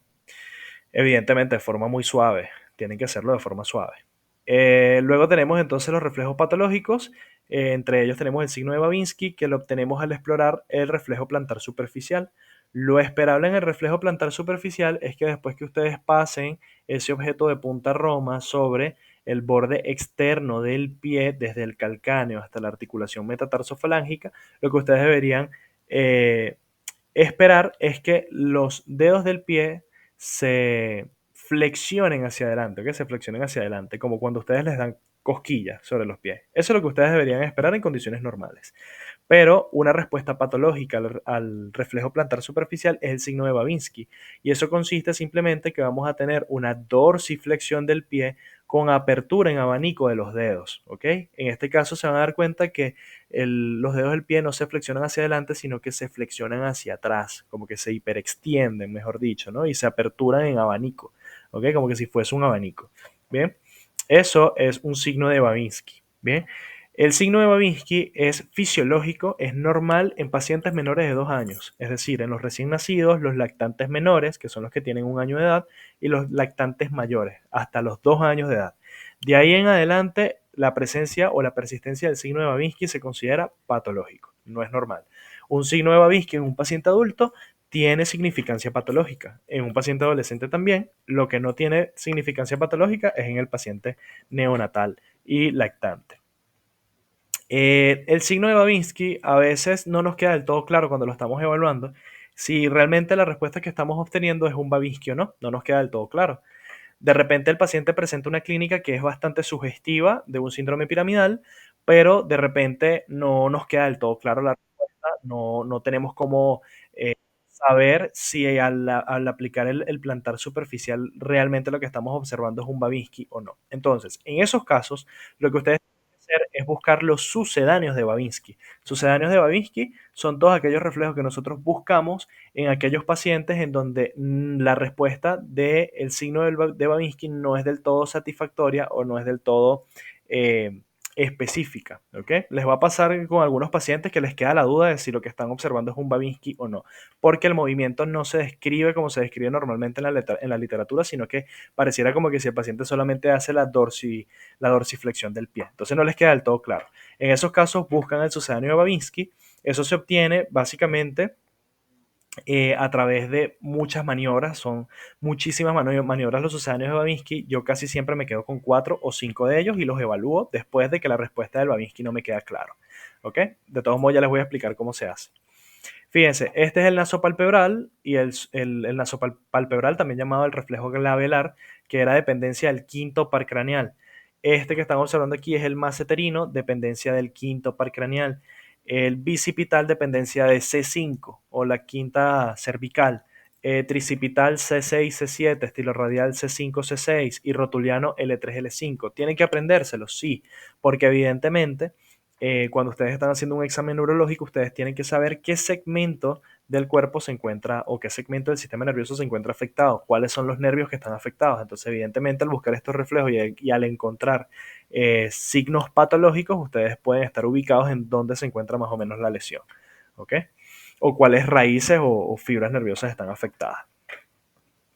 Bueno, respecto a los sucedáneos, este es el Babinski. Fíjense cómo utilizamos un elemento de punta Roma que va desde el borde externo del calcáneo hacia arriba en dirección a la articulación metatarsofalángica del quinto al primer dedo del pie, al dedo hallux, ¿ok? Se hace en este movimiento, ¿ok?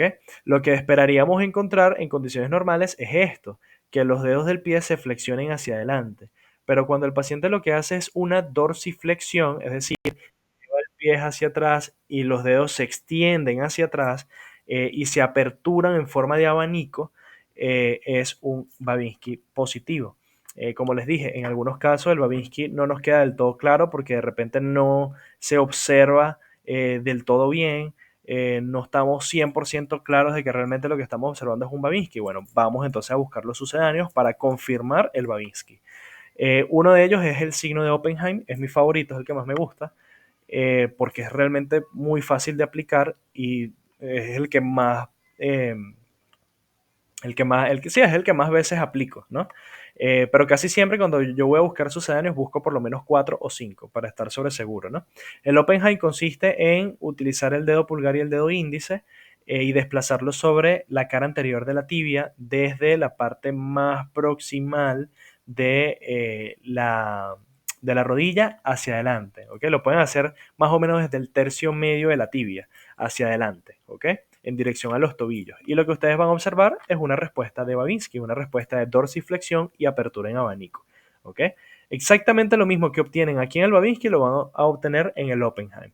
Eh, Esto que están viendo aquí es el Shadok. Fíjense que aquí se utiliza la cara lateral del pie, se utiliza un elemento en punta Roma y se describe el mismo movimiento que buscábamos en el Babinski.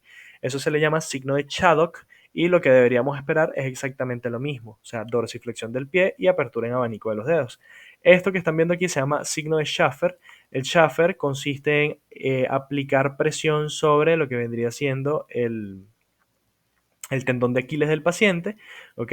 Y lo que vamos a observar en este caso vendría siendo una dorsiflexión del pie y apertura en abanico. Este es el Gordon, que consiste en aplicar presión sobre los gemelos, los gastrocnemios, la pantorrilla del paciente, y vamos a obtener exactamente la misma respuesta. Esto que estamos observando aquí se llama reflejo de Hoffman y es muy parecido a, o sea, tiene la misma significancia que el Babinski, solamente que lo exploramos en miembro superior. En este caso agarramos el dedo medio del pie, de la mano, perdón, y aplicamos este movimiento que estamos observando acá. Hacemos como un leve pellizco de la región unguial y lo que deberíamos encontrar en este caso vendría siendo una contracción involuntaria del dedo pulgar y el dedo índice. ¿Okay? Eso se llama signo de Hoffman. Bien. Esto que estamos observando aquí es la escala de los reflejos. A diferencia de la escala de Daniels, este tiene 4 parámetros o 4 ítems. 0 significa que el paciente no tiene respuesta después de la aplicación del estímulo, o sea, ausencia total de respuesta. El 1 significa que el paciente tiene una hiporreflexia, o sea, que cuando nosotros comparamos el miembro afectado con el miembro sano, nos damos cuenta que las respuestas son asimétricas. Una tiene una respuesta normoreflexica y otra es una respuesta hiporreflexica. Se observa mucho más suave. ¿Ok? Entonces eso lo colocamos como 1 de 4 en la escala ROT. 2 de 2 significa que el paciente tiene una respuesta normal o fisiológica, eso se le llama normoreflexia. Luego tenemos la 3. 3 significa que el paciente presenta hiperreflexia. En este caso tenemos una respuesta aumentada, mucho más vigorosa de lo normal. Y 4 significa que el paciente tiene una respuesta exagerada, a menudo con clonus, que son movimientos repetitivos y oscilantes de la articulación. Muy bien. Ahora bien, vamos a hablar un poquito acerca de examen mental. Ok, ya estamos casi terminando. Miren, el examen mental en la parte de semiología no se le da tanta importancia porque esto realmente se ve en psicopatología y en psiquiatría. Pero sí es importante que ustedes conozcan algunas cosas, por eso, ¿ok? Por ende, yo les voy a mencionar cuáles son todas las funciones mentales que ustedes van a ver más adelante, pero la verdad es que ahorita vamos a estudiar por lo menos 9, que son las que generalmente más preguntan o más importan para la parte semiológica, ¿no? El examen mental se basa en la obtención de información de, de las funciones superiores, ¿no? De todo lo que tiene que ver con los hemisferios cerebrales, el correcto funcionamiento de los hemisferios cerebrales. Recuerden que cada segmento del hemisferio cerebral controla una función en específico. Por ejemplo, a nivel del lóbulo frontal pudiésemos encontrar la función mental de la memoria, el pensamiento, las ideas del paciente, ¿ok? Entonces, el pensamiento y la memoria forman parte del lóbulo frontal. Entonces, cada segmento del cerebro se encarga de una función mental en concreto, ¿ok? Actualmente conocemos 14 funciones cerebrales, ¿no? Para ello hay una mnemotecnia que es sumamente buena para poder recordar todas las funciones mentales, porque si no las aprendemos de forma alcaletra es muy difícil, pero si usamos esta mnemotecnia se nos hace más fácil. La mnemotecnia es A, lipa, spig, ¿ok? Yo siempre me acuerdo de coma de estado de coma, le agrego 2A, lipa de Dua Lipa y spig, ¿ok? Bueno, spig me suena a pig, como a cerdito en inglés, ¿no? Entonces, a lipa, spig, ¿bien? Y es medio tonto, pero realmente es muy fácil aprenderse o tener las funciones mentales al momento de valorarlas con esta mnemotecnia. A, lipas, pig. Entonces, a, de aspecto, actitud, conciencia, memoria y atención. ¿Ok? El aspecto es básicamente las características del paciente, su indumentaria, su nivel de higiene, cómo está llegando el paciente a la consulta. ¿Ok? ¿Por qué esto es importante? Porque, bueno, evidentemente, por un lado, pudiésemos inferir cuál es el estatus socioeconómico del paciente, cuál es su condición económica actual en función a estas características como la higiene y la indumentaria. Pero además de todo esto, también podemos valorar la presencia de algún tipo de enfermedad mental. Por ejemplo, los pacientes que son depresivos, por lo regular son pacientes que están desaliñados, son pacientes que casi nunca se arreglan, que no cuidan su imagen personal, ¿ok? ¿Necesariamente es así siempre? No, pero muchas veces es un dato importante. Otra característica, los pacientes que tienen vestimentas estrafalarias, o sea, una vestimenta muy llamativa, en donde de repente utilizan muchos colores, colores que no combinan entre sí, o de repente el paciente utiliza una gran cantidad de chaquetas, póngase que utilice una camisa y 5 chaquetas encima, más 4 o 5 collares, un gorro de colores, unos lentes, unos boxers y unas chancletas o unas sandalias, es un tipo de vestimenta estrafalaria, o sea, es una vestimenta que no va acorde al contexto del paciente, o al contexto en el que nos encontramos. Imagínense que ustedes vayan, de repente tengan un amigo que siempre se ha vestido con uniforme y al día siguiente acuda a la universidad así, en esa, con una indumentaria similar a él. Una indumentaria bastante extraña, bastante rara para el contexto en el que nos encontramos nosotros. Eso puede ser un dato o una enfermedad mental. Eh, Caso contrario a, por ejemplo, si de repente todos nos ponemos de acuerdo para irnos vestidos así, ¿ok? En este caso tenemos un código de vestimenta para irnos el día lunes todos a clase con vestimenta loca, una vestimenta de ese tipo, o de repente están en carnaval, o de repente tienen una fiesta de disfraces y se van vestidos de esa forma. Es diferente a que de repente ustedes tengan clase el día lunes, nadie se ponga de acuerdo con nada y de repente aparezca este estudiante vestido de esa forma cuando anteriormente no lo hacía, ¿no? Entonces, el aspecto es muy importante porque nos puede arrojar información acerca de algunas enfermedades mentales que presentan los pacientes. Por ejemplo, los pacientes que tienen psicosis, los pacientes esquizofrénicos, más concretamente, son los que pueden tener este tipo de vestimenta. La actitud. La actitud es básicamente la forma en la que llega el paciente a la consulta. Si el paciente es cooperador, si el paciente no es cooperador, si el paciente es indiferente. si el paciente está eufórico, ¿ok? Si el paciente está deprimido, si tiene la habilidad emocional, eso forma parte de la exploración de la actitud. La conciencia se valora en dos tiempos. Valoramos por un lado el aspecto cuantitativo de la conciencia y el aspecto cualitativo. Cuantitativamente utilizamos una escala que se llama escala de Coma de Glasgow, que vamos a ver que lo utilizamos para muchas patologías, pero no en todas. Eh, pero nos permite saber si el paciente se encuentra alerta, si está vigilante de su entorno, si el paciente está somnoliento, estuporoso o está en estado de coma. ¿Ok? Y por otro lado, también valoramos la calidad o la parte cualitativa de la conciencia. En este caso, valoramos la parte cualitativa de la conciencia junto al pensamiento, porque en este caso nos interesa saber el contenido del pensamiento de los pacientes, si el paciente tiene ideas delirantes o si el paciente presenta, por ejemplo, alucinaciones. Ya les voy a explicar cuál es la diferencia entre una cosa y otra. La memoria, que es la capacidad que tiene el paciente de almacenar información y evocar recuerdos en el momento en el que se los pides. Podemos presentar, por ejemplo, la memoria anterograda, la memoria retrógrada y la memoria inmediata, que lo vamos a ver más adelante. La atención, que es la capacidad que presenta el paciente para poder fijar su concentración sobre una tarea en concreto e inhibir los distractores externos u otro tipo de estímulos, ¿bien? El IPA hace referencia al lenguaje, inteligencia, pensamiento y afecto. Lenguaje, la capacidad que tiene el paciente para leer, para escuchar, para comprender lo que está leyendo y escuchando y para emitir una respuesta acorde a lo que se pregunta, lo que lee. ¿Ok? Siguiendo evidentemente o utilizando en este caso el idioma, ¿no? En el que todos estamos hablando.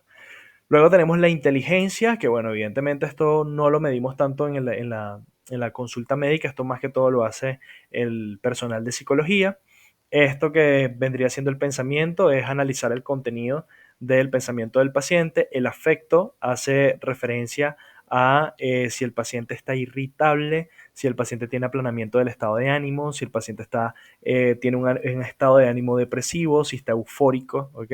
Eso tiene que ver con la afectividad. SPIG hace referencia a sensopercepción, psicomotricidad, insight y juicio. Sensopercepción es la capacidad que presenta el paciente de recibir estímulos externos y estímulos internos e interpretarlos y darles una significancia. La psicomotricidad tiene que ver en este caso con la ejecución de algunos movimientos. El insight tiene que ver más que todo con la capacidad que presenta el paciente para poder reconocer o para poder ser consciente de la enfermedad que éste tiene, en dado caso que tenga una enfermedad mental, y el juicio. Bien, de todas estas cosas, de todos estos elementos del examen mental, nos vamos a quedar aproximadamente con unos 8 o 9, que son los que más exploramos aquí. Entonces, fíjense, imagínense que ustedes todos los días van a la universidad vestidos con uniforme, un código de vestimenta que nosotros siempre cumplimos porque forma parte de de lo que se nos exige dentro de la universidad y dentro del hospital, y de repente alguno de ustedes acuda a al hospital central con una vestimenta semejante a esta, ¿no? Que no va acorde al contexto del paciente, o en su defecto acuda de esta forma. Caso contrario, así de repente el paciente siempre tiene este tipo de vestimentas porque sigue un código de moda. Eso es algo completamente distinto, no significa que el paciente está psicótico o presenta esquizofrenia, sino que simplemente eh, aquí se está siguiendo un patrón, ¿no? Pero generalmente esas personas siempre se han vestido de esa forma. A diferencia de que una persona que de repente se viste un poquito más seria la mayor parte del tiempo y de repente aparece vistiéndose de esta forma. O de repente el paciente se para en las mañanas y se pinta la cara como que si fuese un payaso. ¿Ok? Esas cosas generalmente son signos de alarma de alguna patología mental, ¿no? Esto que estamos observando aquí vendría siendo la conciencia, que es la capacidad que presenta el paciente de estar vigil sobre el entorno, sobre su realidad perceptiva y emocional. ¿Ok? Básicamente, la conciencia se valora en dos puntos, desde el punto de vista cuantitativo y desde el punto de vista cualitativo. La parte cuantitativa depende principalmente del tronco encefálico. Aquí tenemos un sistema que se denomina sistema reticular activador ascendente, un conjunto de núcleos que dan origen a algunas fibras nerviosas que se dirigen hacia los hemisferios cerebrales y mantienen activos todas las zonas del cerebro. ¿Ok? Eso es lo que nos permite la vigilia, lo que nos permite estar alerta. Bien. En cambio, la parte cualitativa de la conciencia tiene más que ver con la corteza cerebral propiamente dicha y las funciones que allí están presentes, ¿no? Entonces, desde el punto de vista cuantitativo, nosotros podemos decir que el paciente se encuentra consciente o alerta, somnoliento, estuporoso o en estado de coma. Somnoliento significa que el paciente tiene una alteración parcial del estado de conciencia en donde pareciera estar dormido, pero al aplicar cierto tipo de estímulos, como los estímulos verbales o algunos estímulos sensitivos leves, podemos hacer que el paciente recupere la conciencia. Eso es somnolencia. Estuporoso significa que el paciente presenta una alteración un poco más profunda del estado de conciencia, en donde el paciente no puede ser despertado del estado de inconsciencia con estímulos leves, sino con estímulos mucho más fuertes, ¿ok? Como por ejemplo la aplicación de estímulos dolorosos. Si yo, por ejemplo, agarro a este paciente y le paso mis nudillos sobre el esternón de forma muy rígida o muy fuerte, el paciente puede despertar. Si al paciente, por ejemplo, le aplico un estímulo doloroso a nivel de las tetillas, el paciente puede despertarse, ¿ok? Evidentemente, este tipo de estímulos dolorosos a nivel de las tetillas no lo van a hacer en pacientes femeninas, ¿ok? Hay que cuidar el pudor de las pacientes femeninas. Pero de repente los pacientes masculinos sí lo pueden hacer. Pueden aplicar un pequeño estímulo doloroso sobre los pezones y en esos casos vamos a hacer que el paciente despierte. Los estímulos fuertes y vigorosos despiertan al paciente. Y finalmente el estado de coma, que es aquel paciente que no responde a ningún tipo de estímulo. ¿Cómo sabemos cuándo está consciente, somnoliento, estuporoso o en estado de coma? A través de la escala de coma de Glasgow. ¿Okay? Esta escala se hizo inicialmente para valorar el estado de conciencia en pacientes con traumatismo craneoencefálico. Posteriormente se comenzó a generalizar en otras patologías, como por ejemplo los síndromes urémicos. Hubo un tiempo donde se utilizó también en la enfermedad cerebrovascular, pero la verdad es que particularmente en el caso de la enfermedad cerebrovascular ya no utilizamos esta escala, sino que utilizamos la escala NIS, que ya se las voy a mostrar más adelante. Estoy seguro que no la han visto en semiología, pero particularmente en enfermedad cerebrovascular se tiene que comenzar a aplicar, ¿ok? Entonces la escala de coma de Glasgow evalúa 3 parámetros: apertura ocular, respuesta verbal, respuesta motriz, y le da una descripción a cada uno de estos parámetros a evaluar, y finalmente se le asigna un valor en función a lo que nosotros encontremos al examen físico. Lo normal es que el paciente presente una escala de coma de Glasgow de 15 puntos. Si tiene de 14 a 13, quiere decir que tiene un traumatismo craneoencefálico leve o una alteración leve del estado de conciencia. Si tiene entre 11 a 8 en la escala de coma de Glasgow, entre 8 a 9, entre 11 a 9 quiere decir que el paciente tiene un trastorno moderado del estado de conciencia, y finalmente si el paciente tiene menos de 7 significa que tiene un trastorno grave del estado de conciencia. ¿Okay? Generalmente de 7 puntos para abajo es cuando el paciente está en estado de coma, propiamente dicho, ¿no? Muy bien. Luego, desde el punto de vista cualitativo, evaluamos el contenido del pensamiento. O sea, aquí nosotros estudiamos tanto el pensamiento como la conciencia a la par. ¿Qué nos interesa saber? Si el paciente presenta ideas delirantes o si el paciente presenta alucinaciones auditivas o visuales. Evidentemente existen más tipos de alucinaciones, pero las más frecuentes son esas dos. ¿Qué diferencia hay entre una idea delirante y una alucinación? Una idea delirante es básicamente la distorsión de la realidad o una percepción inadecuada, o mejor dicho, ambos, tanto las ideas delirantes como las alucinaciones, son una distorsión de la realidad. La diferencia es que en el delirio nosotros tenemos estímulos externos que son interpretados de forma errónea, ¿ok? En cambio, en la alucinación no existe ningún tipo de estimulación externa, pero nosotros alucinamos con ella. Bueno, déjeme explicarle de una mejor forma. En un delirio, una idea delirante, yo tengo un paciente que interpreta de forma errónea algo, ¿ok? Tiene una creencia fija. Y no hay forma de hacerle cambiar de parecer. No hay forma, ni siquiera mostrándole las pruebas al paciente de que lo que él está creyendo es incierto, de hacerle cambiar de parecer, ¿ok? Por ejemplo, dentro de las ideas delirantes podemos encontrar las ideas delirantes megalomaníacas. Megalomaníacas significa básicamente que tenemos un paciente que se cree todopoderoso. Se cree que es un ser supremo, ¿no? Pudiese ser de repente alguien que crea que es hijo de Donald Trump, cuando realmente no es hijo de Donald Trump. Eso es un tipo de idea delirante megalomaníaca. Y como él es hijo de Donald Trump, pues evidentemente es una persona con mucho dinero y con mucho poder y que puede hacer contigo lo que quiere. Bien, eso es una idea delirante. de tipo megalomaníaca. También tienes las ideas delirantes de tipo erotomaníacas.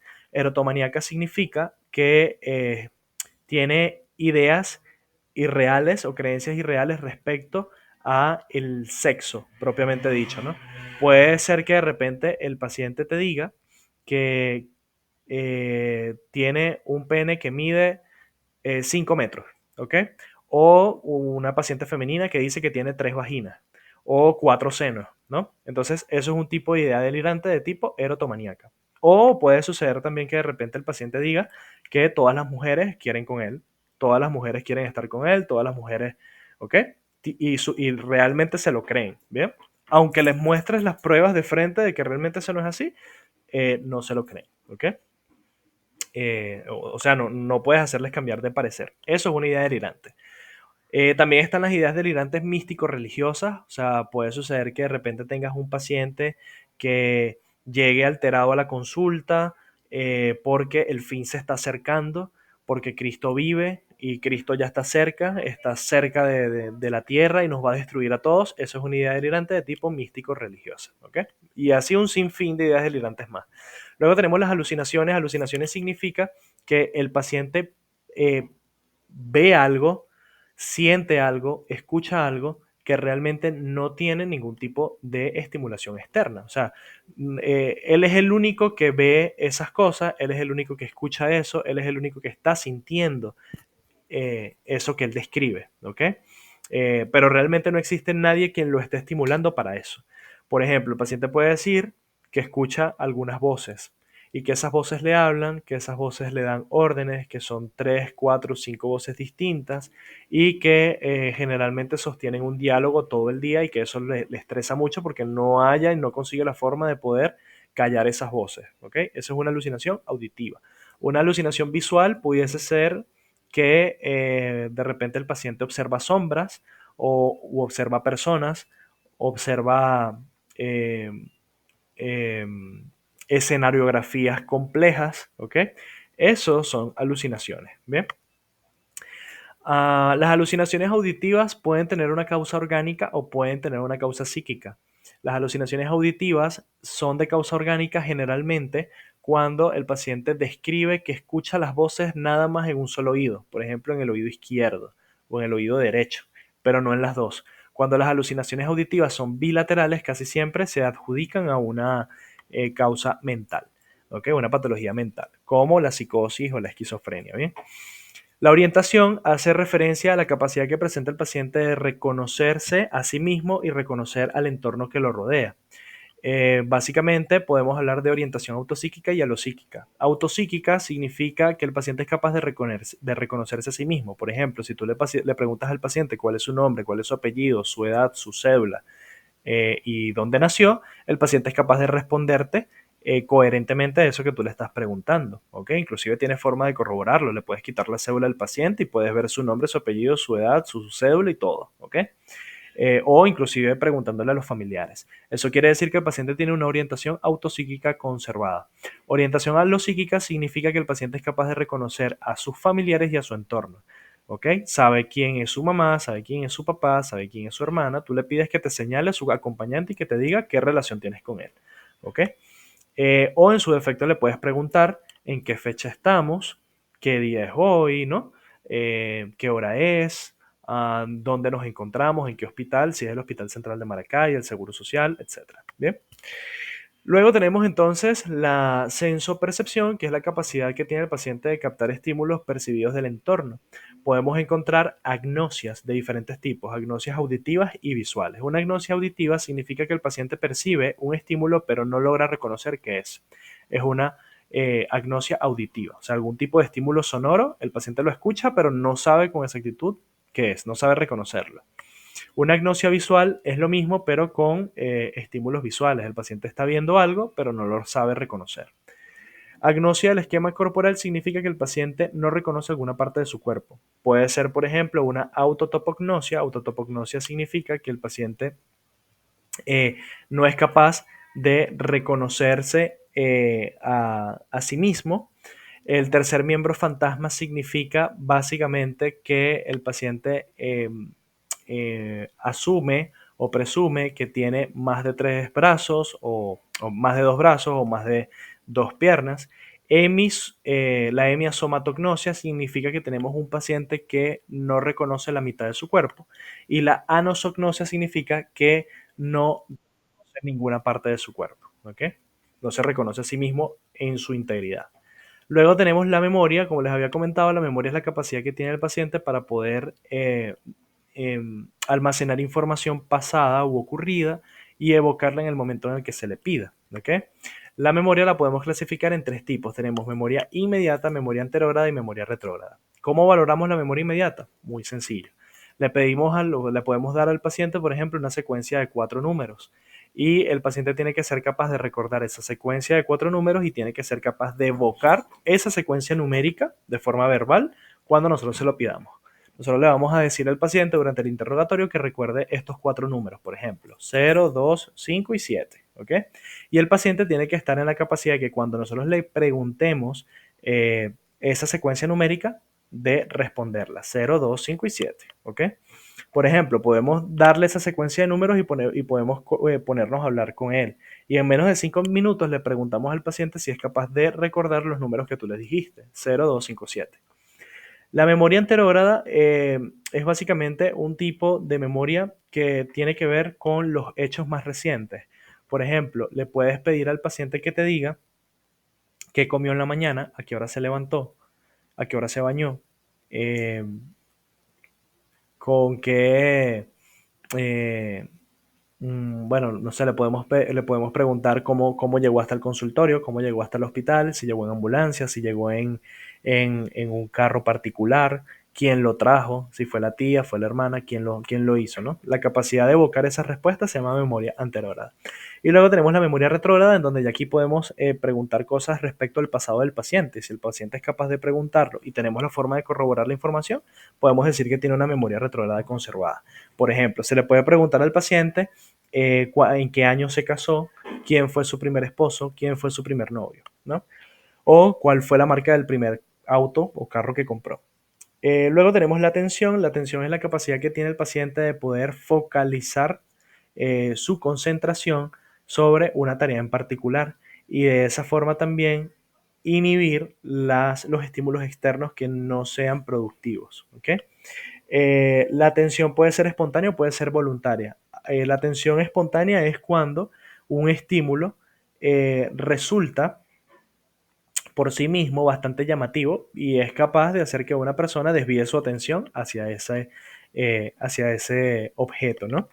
La atención voluntaria significa que el paciente es capaz de decidir cuándo deja de prestar atención en un objeto o en una tarea para centrar su atención en otra, para poder mantenerla fija, ¿ok?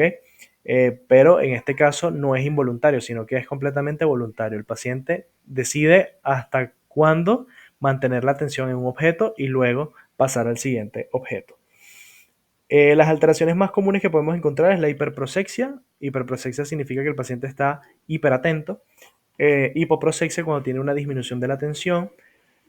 Puedes notar que un paciente de repente está hipoproséxico porque de repente se pierde durante la conversación, se olvida las cosas que le preguntas o en su defecto no mantiene la mirada fija, sino que ve hacia los lados, se distrae, ¿ok?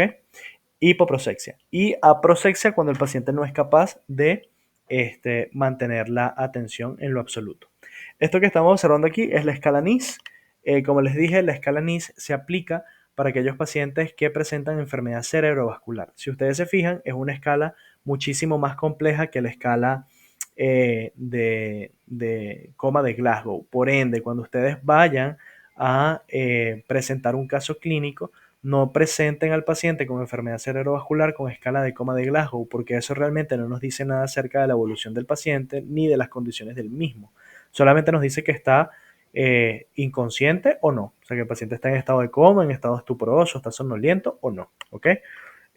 Pero la escala NIS es una escala mucho más completa que se ha empezado a utilizar en los pacientes con enfermedad cerebrovascular porque recoge mucha más información de la esfera neurológica, el nivel de conciencia, las características de la mirada, si tiene los campos visuales conservados, si tiene paresia facial, paresia de las extremidades superiores, paresia de las extremidades inferiores, ataxia de las extremidades, si tiene alteraciones de la sensibilidad, del lenguaje, si tiene un lenguaje disártrico, etcétera, etcétera, etcétera. Muy bien. Bueno, la afectividad como tal tiene que ver con el estado psíquico del individuo. Aquí nosotros exploramos como tal el estado de ánimo del paciente, si el paciente está deprimido, tiene aplanamiento del estado de ánimo, si está eufórico, si presenta ideas suicidas, si tiene angustia, miedo, irritabilidad, etcétera. ¿Ok? El pensamiento es básicamente la capacidad que tiene el paciente para poder concatenar una idea con la otra, ¿ok? Y aportar esa información en forma lógica, ¿no? Generalmente eh, podemos encontrar, o generalmente evaluamos dos cosas en el pensamiento. Uno, el curso del pensamiento, y lo segundo, el contenido del pensamiento. El contenido del pensamiento ya lo expliqué, ¿no? La presencia de algún tipo de idea delirante o la presencia de algún tipo de alucinación que se explora junto a la conciencia. El curso ya tiene que ver más con la velocidad con la que este paciente concatena dichas ideas, ¿ok? Por ejemplo, el paciente puede presentar bradisiquia o puede presentar taquipsiquia. Eh, ¿Cómo ustedes pueden saber cuando el paciente está bradisíquico o taquipsíquico? Eso lo saben a través del lenguaje. Generalmente, el pensamiento y el lenguaje también se valoran juntos porque un paciente que está bradisíquico es un paciente que por lo regular habla muy poco. Eh, sus respuestas son muy cortas, son muy lentas, ¿ok? Así nosotros sabemos que el paciente está bradisíquico. Taquisíquico porque el paciente piensa tantas cosas tan rápidamente que el lenguaje del paciente termina siendo un lenguaje verborreico, ¿ok? Y finalmente, bueno, la inteligencia, que es la capacidad que tiene el individuo para poder desenvolverse, aprovechar experiencias, solucionar problemas. Esto es algo que generalmente se evalúa mediante una serie de test. La actitud del paciente también se evalúa, si el paciente tiene una actitud amigable o hostil, cooperativa o ambivalente. La vestimenta del paciente, ya les expliqué por qué es importante. Y finalmente el lenguaje. El lenguaje, como les había comentado, es la capacidad que tiene este paciente para poder eh, eh, hacer un input de la información auditiva o visual, procesar esa información, darle un significado y responder de forma adecuada siguiendo un idioma específico, bien sea mediante el lenguaje escrito o el lenguaje oral, ¿no?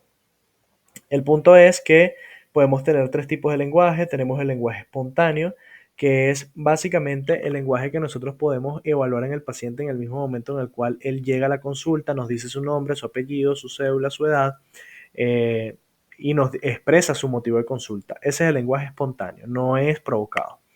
Luego tenemos un lenguaje automático que consiste simplemente en decirle o en desencadenar una secuencia de palabras en el paciente. Por ejemplo, le podemos pedir al paciente que nos diga todos los meses del año. Y entonces el paciente va a comenzar enero, febrero, marzo, abril, mayo, junio, julio, agosto, septiembre, octubre, noviembre, diciembre. O sea, es un lenguaje automático, ya el paciente lo sabe y lo evoca de forma rápida.